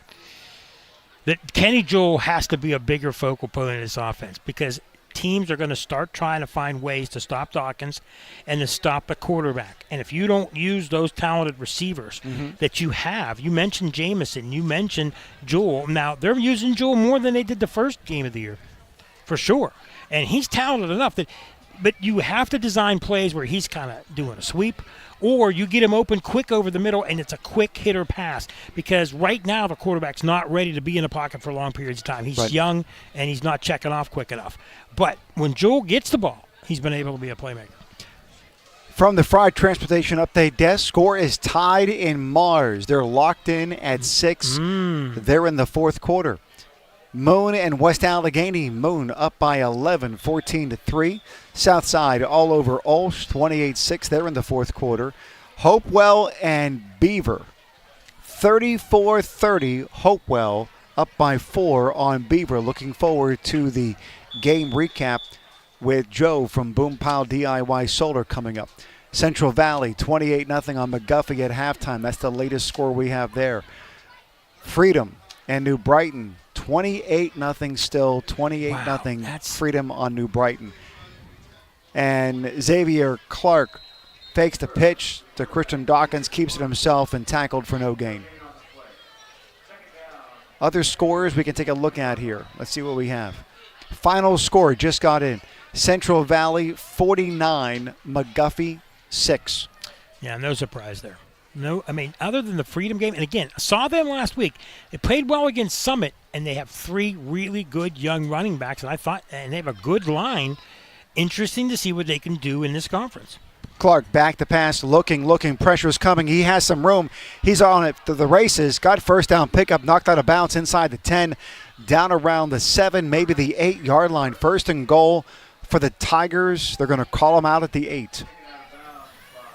So Tank is voting Dawkins for CCBC Player of the Game for Beaver Falls. I think we all 3 agree on Sparbaney. I know you do. I know I do. And I'm pretty sure Tank does too, with 3 touchdowns and big plays on defense. What are your thoughts on CCBC for Beaver Falls? For me, definitely I would go with Christian Dawkins. He has been the bright spot. I think there's an argument for giving it to Jacob Jesseman for what he's done. Right. But we called his number early in the first quarter a lot, and clearly he's opened up things. How about this one? Christian Dawkins going to get a touchdown. It looks as though he may. Touchdown, Christian Dawkins on a pass out to the flat from Xavier Clark. Christian Dawkins cementing his position as the CCBC player of the game. Yeah, I would say I liked the lineman early, but I agree with you guys and Dawkins. The only other guy I would consider might be Joel, but Dawkins, with all his runs and keeping the first downs going. I like Clark as well, but with 3 interceptions, you got to pick Dawkins over him, so it's pretty much been decided. Yeah, Wyatt Sparbaney's been amazing. Offense, defense, just put him on the field somewhere, Coach. I'm ready to play. That's his line. And he not only plays, but he plays exceedingly well.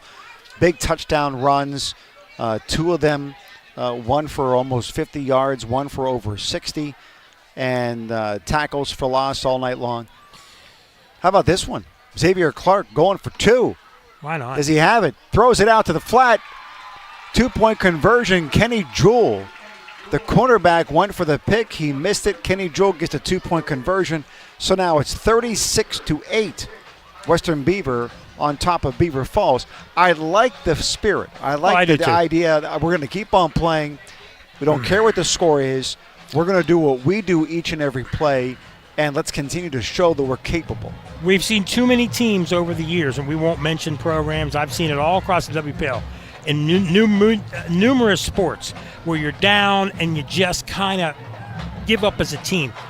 But, you know, Jim Mooney and his coaching staff and the players, I got to commend kids when you're down, when you still fight tough. Yes. And you play tough, because this is going to make them better for the future. And I guess that's what Jim and Mooney answered my question from earlier. Why do you keep your kids in? Well, if you take them out, it's almost like a sign of defeat. Well, you keep these kids in, we're going to fight, and we're going to score on you, and we're going to ruin your shutout, and we're going to have a little bit of pride when we walk off the field. And it might not come right now, but it's going to come. And I think by the end of this year, you're going to see Beaver Falls make a difference and who makes the playoffs in this conference. I really believe that. Yeah, I'm interested in finding out from Christian Dawkins when Tank interviews him at the end of the game about that drive, about that purpose. So what is it within you that wants to come out here and continue to play hard, run hard, and get that touchdown you just fought for so desperately to be able to get? Kickoff, taken at the 18-yard line, trying to find some room on the near side, and finally down at around the 26-yard line. And Wyatt Sparbaney, this guy, we talk about him. This guy just wants to play football. It doesn't make a difference. I wonder, would he rather run the ball or would he rather play middle linebacker? Good because question. He plays both so well, and it's so instinctual. That's another good question that Tank could ask the guy. Because I ask kids like that all the time on the Wednesday show. Would you rather be the running back that scores the big TD or the guy that makes the big tackle? And he seems to like both. Curious what he thinks. Yeah, I think Sparbaney would have a difficult time answering that question. I agree with you. I mean, if you told him it's 4th and goal and you're playing middle linebacker and you can stop the touchdown to win the game, or you're the tailback who can score, I got a feeling this guy likes to play football hard enough where he wants to be the middle linebacker. I wouldn't be surprised if he answered that way. I agree. All right, so we have a timeout on the field, and we'll take a timeout with him. 30 seconds. If we could, we'll come back. 36-8, Western Beaver, 2:43 to go in the fourth quarter. For this year, plan now to join your friends at the Hangar in Moon Township, the place where good times and great food meet. Watch your favorite sporting event on one of their 18 big screen TVs while you enjoy their famous wings, beer battered fish, pizza, or Taco Tuesdays indoors or on the outdoor patio. Check out their award-winning menu online for lunch, dinner, or a special night out. This football season, hang out with your friends at the Hangar, the best kept secret in Moon Township at 500 Flaherty Run Road. Make a decision early. Yep. And we're back, and they are ready to snap the ball. 1st and 10, 26-yard line for Western Beaver. 2:43 to go in this game. Western Beaver up 36-8 at this point. Marshall is calling it a night, and so is Sparbaney. They got the second teamers in there, and they're trying to show what they're worth. This is what I like about having the second teamers go in there too, Mike. Yeah. Is that these guys want to show, hey, coach, I need some reps. Give me some reps during the game when it matters, because I'm going to show you right now. I'm going to give it all I have with about 2 minutes left to go in this agree. game. I mean, Tank made that point. You have to build your program. And if kids sit, and never get a shot in games, they're going to say, well, okay, why do I come out next year if I'm not going to play at all? You got to think both ways in building a program. In at quarterback, it looks like Jaden Law, another freshman. Flag? Against Western Beaver. But whatever it is, they're pointing against Western Beaver. They're marching them back. They're going to go back about 5 yards. They're going to call it. And now Beaver Falls bringing in their second teamers too. This is good. This is where you talked earlier about when do you bring them in. This is when you bring them in. Yep. The clock continues to roll. 1:24. Play clock is down to 10 seconds. The quarterback, Jaden Law, set up. Pistol formation behind him. Hands it off. Trying to get to that right side. Cuts it back over the right side. Look at this. He's running over the 30, 35, out to the 40-yard line. Continues to spin. Hey, I can run like Sparbaney, coach. Yep. I can do what he does. I can cut back. Yeah, there's reasons why. I can make men miss. There's reasons why there's a depth chart. And you play these guys under the lights like this, and you got to see what they have, because you never know when one of these guys, especially on the line, especially in backup positions. We saw it with Rochester last year. One of the first games of the year, they had to throw a freshman in there who never took a snap in varsity, and it was a disaster for them at Western Beaver. We covered the game. You just don't know. It's going to happen. Unfortunately, kids are going to get hurt, and you got to give them some chances in games like this. Snap, handoff, right up the middle, making men miss. Finally brought down around the 43, 44-yard line, and that should do it for this game. 36-8 as the clock is under 12 seconds now, and both teams are coming off to the sidelines, and it looks as though that's it. I've got a report from the Fried Transportation Instant Update Desk. How about these? Quip comes back being down 6-0 and wins at Mars 19-6. Wow. And then how about this? Freedom 42. New Brighton nothing in the fourth quarter. They are in mercy rule. I never saw that coming. I knew Freedom might be competitive in that game, but not that. That is, wow. That score, That's wow. It is 42-0 in the fourth quarter. And for Aliquippa to come back and score, I'm not surprised they come back and 13 scored points in the fourth quarter. And shut them out in the fourth quarter. So Quip has some pride. There's no doubt about it. You're never going to count them out. I know some of their fans are mad because they lost. They didn't run the ball, but it is what it is. We've got a lot of interesting football to be played the rest of this year, my friend. Yes, there's a lot of interesting football yet to play. It was going to be difficult, I think, for Aliquippa to come back and be 1-2. 3 games into the season. But again, you're winning playing this game against Mars. But you're playing really good teams. I mean, you are. Even if you lose to Mars, it's not a disaster. And you may think that way in Quip, but look what Central Valley did last year. They go to the championship game, even though they started out 0-4. You don't know, because non-conference doesn't mean a whole lot, except for maybe some seeding in the playoffs. But when you're good enough, you're good enough. You just have to keep your mindset as good enough. Right. The Electric Garage Doors post-game show is underway, and we're looking for Tank to be able to track down a couple of key players. One is Christian Dawkins with his big touchdown and his dominant running performance for Beaver Falls. He is the CCBC player of the game for Beaver Falls. They are meeting there. And then Western Beaver, they are meeting for their post-game huddle around Coach Busby. And we're hoping to be able to talk to Coach Busby and especially Wyatt Sparbaney, who just remarkable in his performance for tonight. 2 big touchdown runs, great play on defense with tackles for loss, and looking forward to those interviews. Also, other scores to pay attention to. Moon and West Allegheny, Moon up 14-3. Olsh trailing to South Allegheny 28-6. 41-30, Hopewell over Beaver is the latest score that we have. We will get a complete update on that from Joe from Boom Pow DIY Solar when we get our complete report in our postgame, and then once again during the Falcones Moon Township Ford wrap-up show. Blackhawk trailing Southmoreland 29-14, and that big win, Central Valley. They went through the gauntlet, and now they're taking it out on people, 49-6 over McGuffey. Should be able to get the Western kids. They broke up. I'm watching Tank. Another thing to comment, too, we're going to try to get reports on the Quip Mars game, and we're going to try to get reports as the young man from Western coming over, and trying to get a report on the Moon West Day game in the scoreboard show. Tank Latham on the sideline with the eXp Realty sideline report, and he has the CCBC player of the game for Western Beaver, number 8, Wyatt Sparbaney. Yeah, guys, congratulations. Wyatt, you are the CCBC player of the game. Tell me, what's your more favorite thing to do? Is it play offense or is it play defense? Because you did both extremely well tonight. Probably offense. I love scoring me some touchdowns. I had 3 tonight. I felt really good, Feel really good. So offense for sure. All right. Well, you look really good at playing defense, filling those gaps and everything too there. So good job there. So how do you work on your speed on the off season? Because I'm telling you, out here, you're like a man amongst boys when you're running. Oh, I did track last summer, and it really helped me get a lot faster, running against some actual, fast people. And it's way different because track speed and football speed are not the same thing. And I got both. So I feel like that makes me faster anywhere, honestly. All right, and do you have any personal goals this year? Whipfield Championship. That's what I got. Hey, that's a great job. Hey, I got a little something for you to put on your trophy case. A little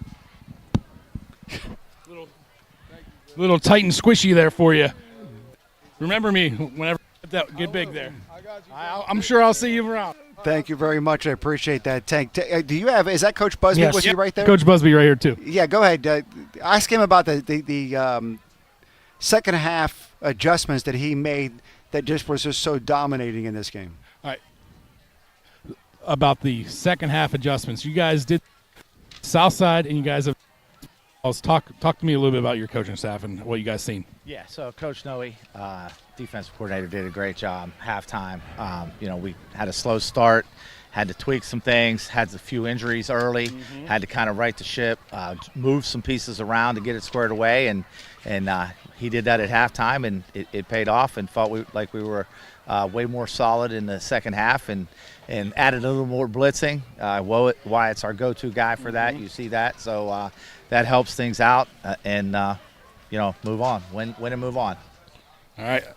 Another coach is so. What are you going to improve upon? You're 4-0. What do you guys think you're going to be able to improve upon? Just every phase and understand it. We've said all season coming out of camp that the only team that's going to beat us is ourselves. Yeah. And we have some hiccups here and there. And when we play a clean game, because we haven't yet, we're going to be scary. All right. Well, thanks a lot. If you have time later, call into Mike Azadia. Have him keep his phone on. Tell him to keep his your phone on. He's going to try to give you a call for the halftime. Thank you very much. I appreciate that, Tank. I believe we got Christian two more Dawkins, here. Yep, we got Christian. Christian Dawkins is waiting for his opportunity to talk to you. Christian Dawkins, great performance today, gutty performance, playing hard all the way through to the very end. Go ahead, Tank. Oh, yeah. I'm here with Christian Dawkins, CCBC Player of the Game for Beaver Falls.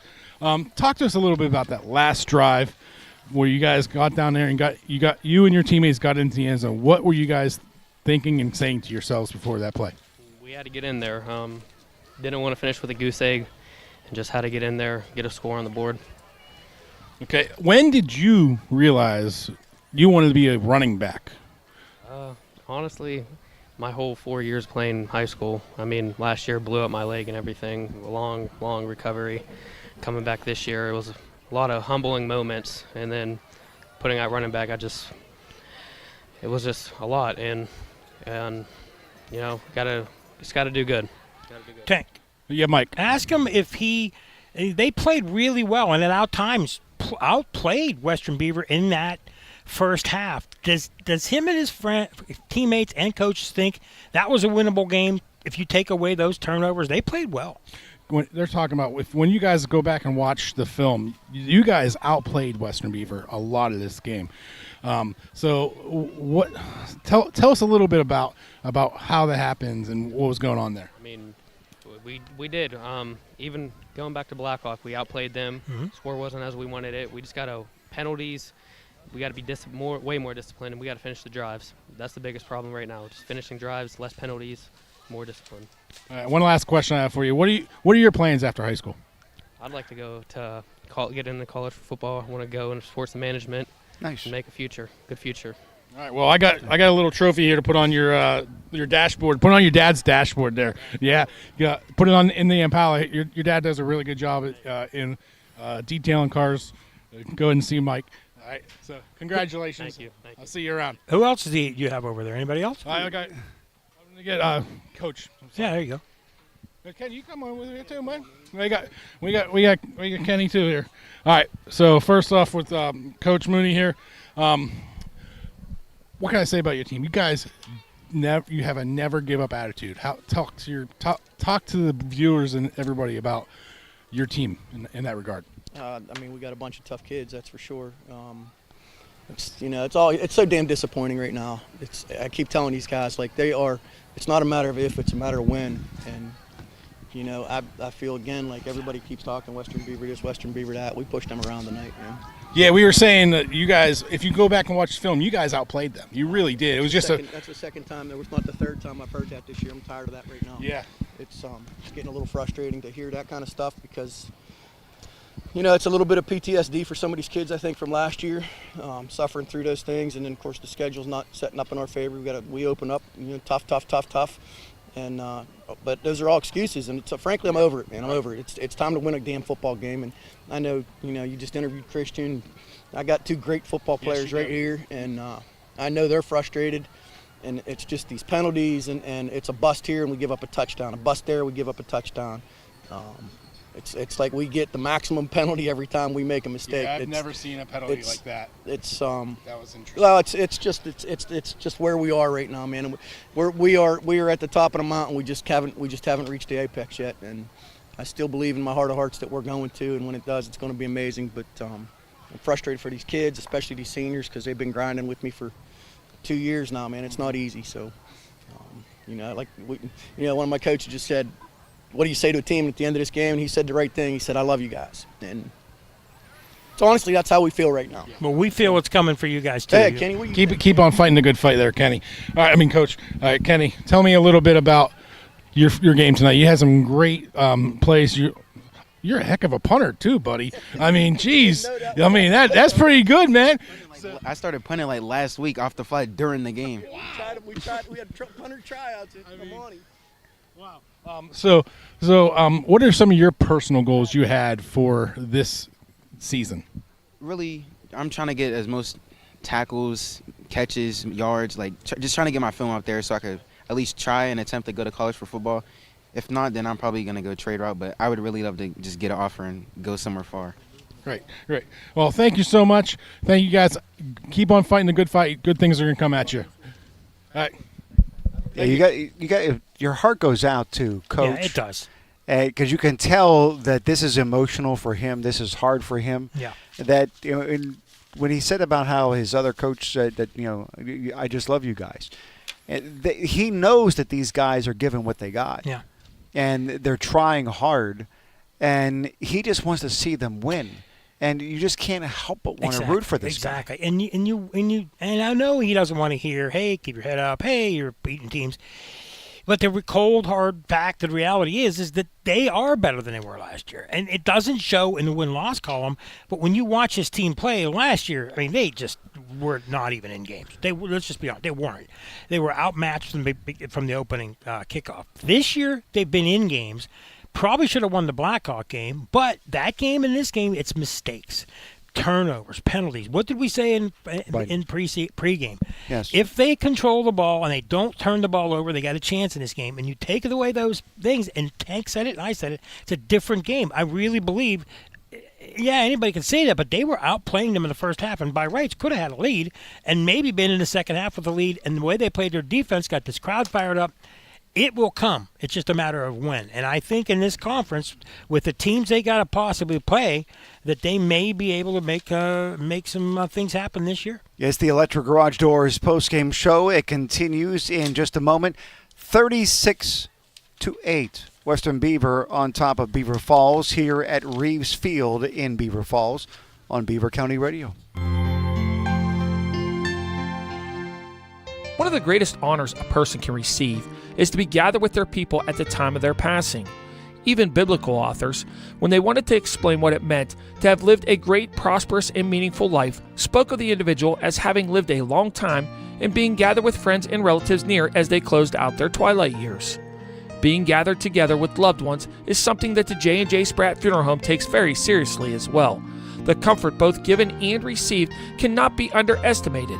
J&J Spratt Funeral Home also knows that the honor shown to a loved one at their time of need in this manner is still the right thing to do today.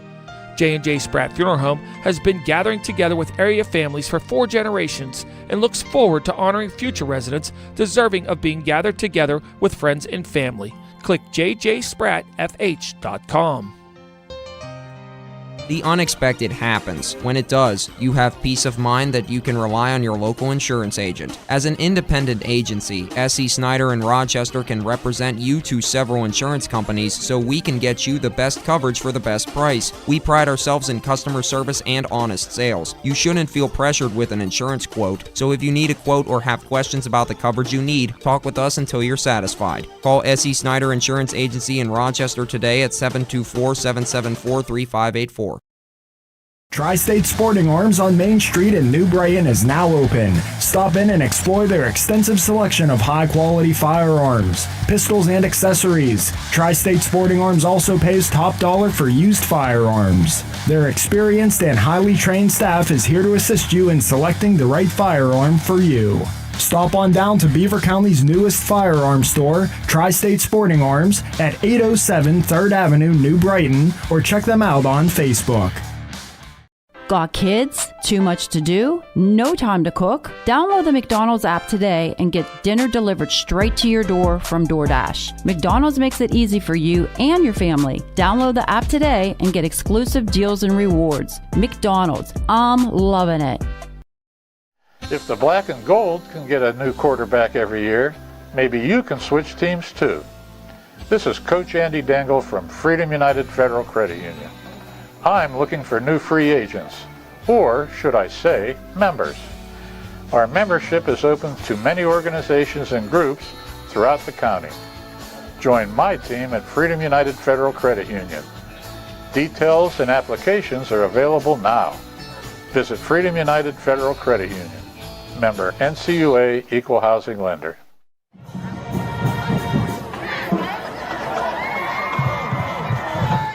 Has your smile recently been intercepted by a bad cavity, stains, or damage that's been driving you crazy? Don't worry. Dr. Timothy Lip in Lip Dentistry is the Hail Mary your teeth have been needing. Located in Beaver Falls and Robinson Township, Lip Dentistry has been a trusted business for families in the greater Pittsburgh area to touch down at for over 2 decades. Make sure to rush over to lipdentistry.com and register for an appointment today and get 25% off your first cleaning. Don't fumble the opportunity to make Lip Dentistry your office of the future and make an appointment today.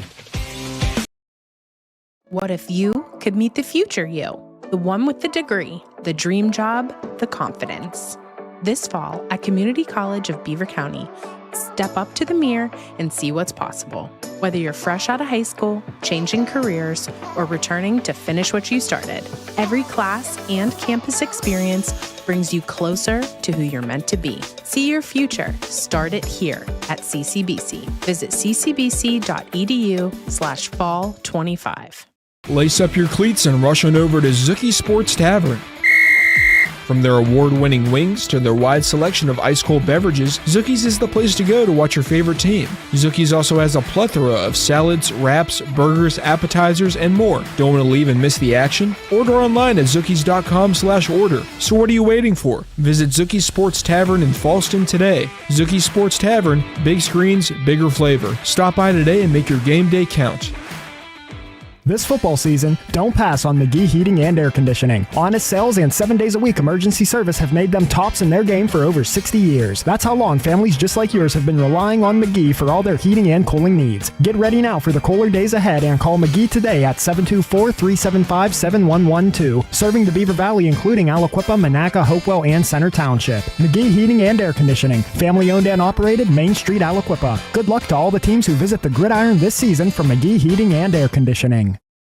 It might be time to repair or replace that old garage door. Call on Robin and her team of expert installers at Electric Garage Door Sales in Monaca. Dial 724-774-3200 and your door will work like a charm. Featuring CHI quality garage doors, LiftMaster garage door openers, and over 50 years experience, Robin and her team will get it done right. Electric Garage Door Sales. Give them a call at 724-774-3200 or find them online at electricgaragedoorsales.com. You're tuned in to 2025 high school football coverage on Beaver County Radio.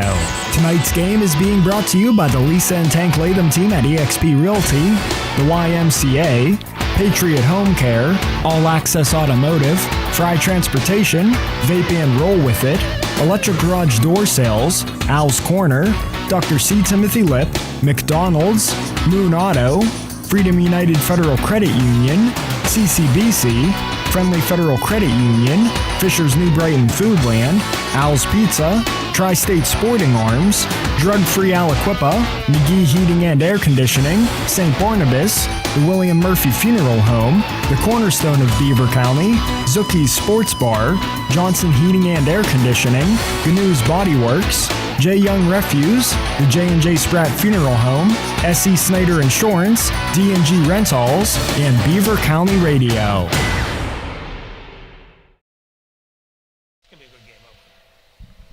The Electric Garage Doors postgame show continues. It's now time to check in with Joe from Boom Pow DIY Solar with his update on the Beaver at Hopewell game. Check out what Joe has to offer at boompowsolar.net. Joe, what's the latest? Hey, thanks, Mike and Mangino. I'm going to give a third quarter update again because our game's a little bit slower than yours. At 5:16 left in the third, Beaver takes the lead again, 30-27. Power run up the middle. In the first quarter was controlled by the Vikings. But second and third quarters have been controlled up front by the Bobcats. Surprising me how they're handling the front bulls of Hopewell. Armstrong and Crotech connect for 30 yards deep into Beaver territory as Hopewell moving ahead again. With 3:43 left in the third, Armstrong quarterback sneak from 10 yards out kick was good, 34-30. Vikings is we got a barn burner here with 1:21 left in the third. Muzzy intercepts with 1 minute left in the third quarter. Now, Boo Boo Armstrong makes a Lamar Jackson type run as he runs 65 yards downfield, amazing touchdown, and Hopewell takes the lead 41-30. And we're right now in the fourth quarter with 9:32 left as Hopewell's moving the ball right up the middle. Hopewell was down at the 15-yard line, 9:25 left in the fourth quarter, up 41-30. Hey, remember, I'm Boom Pow DIY Solar. I'm your superhero of energy savings. You can call me 24/7. I'm A+ rated with the Better Business Bureau. I'm saving people a fortune by going clean, renewable energy. Get your grandma, your aunt, your cousin, your sister, get their electric bill. Call me up, 1-844-BOOM-POW. And we'll split the commission 50-50. Back to you, Mike and Mangino, and I'll come in. Thank you very much, Joe. Do appreciate that. We will hear more from Joe coming up in the Falcones Moon Township Ford wrap-up show. So aside from this game, Beaver Falls, we've talked about how they continue to improve. They show more and more, even though the game was ultimately a blowout at the end. It was close at halftime. Yeah, it was. But Western Beaver does what they do great, and make those halftime adjustments. The other scores, though, around the county, I think, are shocking to us. A little bit. Like New Brighton losing to Freedom tonight. By a lot. I mean, losing to them, not so much, but losing in a Mercy Rule game, I did not see that coming at all. But then, as some people pointed out, New Brighton hasn't played anybody, and Freedom's played a tough Summit team last week, and that went to Mercy Rule. So maybe we saw the real Freedom last week and didn't give them enough credit. And Aliquippa, after being down 6-0 at one point, comes back and scores 19 unanswered. They scored 13 in the fourth quarter. It was tied at 6 in the fourth. End up winning 19-6 at Mars when there were a lot of people who were thinking, including me, that maybe they could have something happen to them that hasn't happened since 2007 and lose back-to-back games. It is very, very, very rare for Aliquippa to lose 2 games in a row mid-season. And last week, Mike Warfield walked off the field, doesn't want to talk to reporters, doesn't want to talk to people, and they're mad, and they probably kept a chip on their shoulder, and they know at Aliquippa they're going to give their best effort. So they played way better on defense this week and got enough offense to win. Elwood City comes back and beats Mohawk 21-15. That's a must-win for Elwood City, I think, if you want to make the playoffs. Assuming you're going to beat the lower division teams. Union's about the only team for sure that's going to struggle. But you got to win. If you're Elwood, you're not going to go undefeated because they've already got a couple losses. But they still have hope for a section title. Coming up after the Electric Garage Doors postgame show is the Falcones Moon Township Ford wrap-up show. A little tribute over to Moon. The Tigers went to West Allegheny and put in a really good performance. They won 21-3. We're going to try to talk to one of the reporters at the game there, and the Tigers do what they got to do. A 5A team beating West Allegheny, which isn't a bad team in 3A. So those two could very well be playing against each other in conference next year as we switch back to another 2-year cycle starting next year. Tigers lose by 28 tonight against Western Beaver. But you were saying that you think that there's a real possibility that the Tigers end the season with 2, maybe 3 wins based upon what you're seeing. When you look at it, Western's pretty good. We think they're the top of the conference. Riverside right now struggling. That's possibly a winnable game. Union's a definitely winnable game. Mohawk, they're a tough team, so we'll see. Elwood City's pretty good.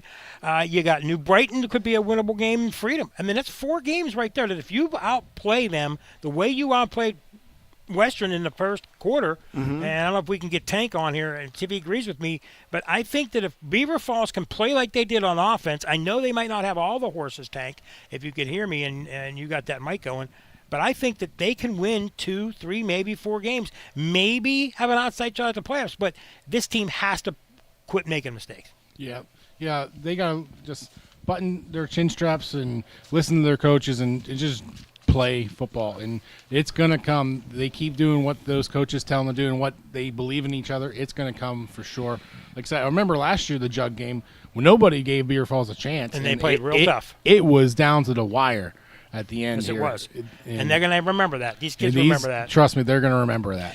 Another thing, guys, I mean, Western Beaver, we know how good Sparbini is, but it's more than just him. I mean, they've got other guys, Avon Presley. We've got other players that make big plays on defense, and everybody knows what they can do on offense. But I was impressed by what they did in the second half.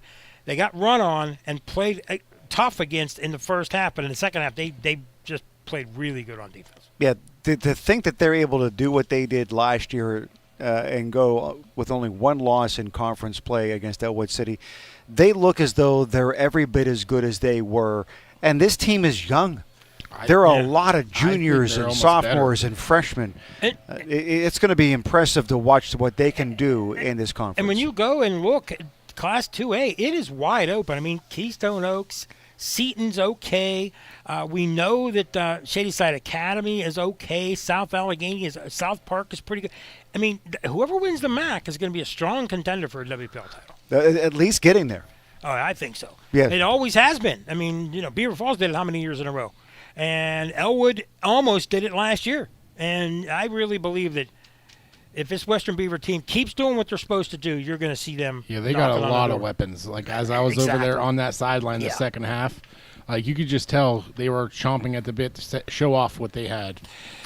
Well, final score 36-8. Coming up next, the Moon Township, Falcone's Moon Township Ford wrap-up show with Mike Azadian and Ryan Garazunas and a cast of characters by the thousands. Tank Latham, we're going to call him probably. Mike Azadian, Tank Latham, Curtis Walsh, Keith Walsh, Ryan Garazunas, and Big Country. I'm Mangino. You've been listening to the best of Beaver County football right here on Beaver County Radio. Thanks for tuning in to 2025 high school football coverage on Beaver County Radio. Tonight's game was brought to you by the Lisa and Tank Latham team at eXp Realty, the YMCA, Patriot Home Care, All Access Automotive, Fry Transportation, Vape and Roll With It, Electric Garage Door Sales, Al's Corner, Dr. C. Timothy Lip, McDonald's, Moon Auto, Freedom United Federal Credit Union, CCBC, Friendly Federal Credit Union, Fisher's New Brighton Foodland, Al's Pizza, Tri-State Sporting Arms, Drug-Free Aliquippa, McGee Heating and Air Conditioning, St. Barnabas, the William Murphy Funeral Home, the Cornerstone of Beaver County, Zookie's Sports Bar, Johnson Heating and Air Conditioning, GNU's Body Works, J. Young Refuse, the J&J Spratt Funeral Home, S.E. Snyder Insurance, D&G Rentals, and Beaver County Radio. 99.3 FM and AM 1230 WBVP, 95.7 FM and AM 1460 WMBA, and BeaverCountyRadio.com.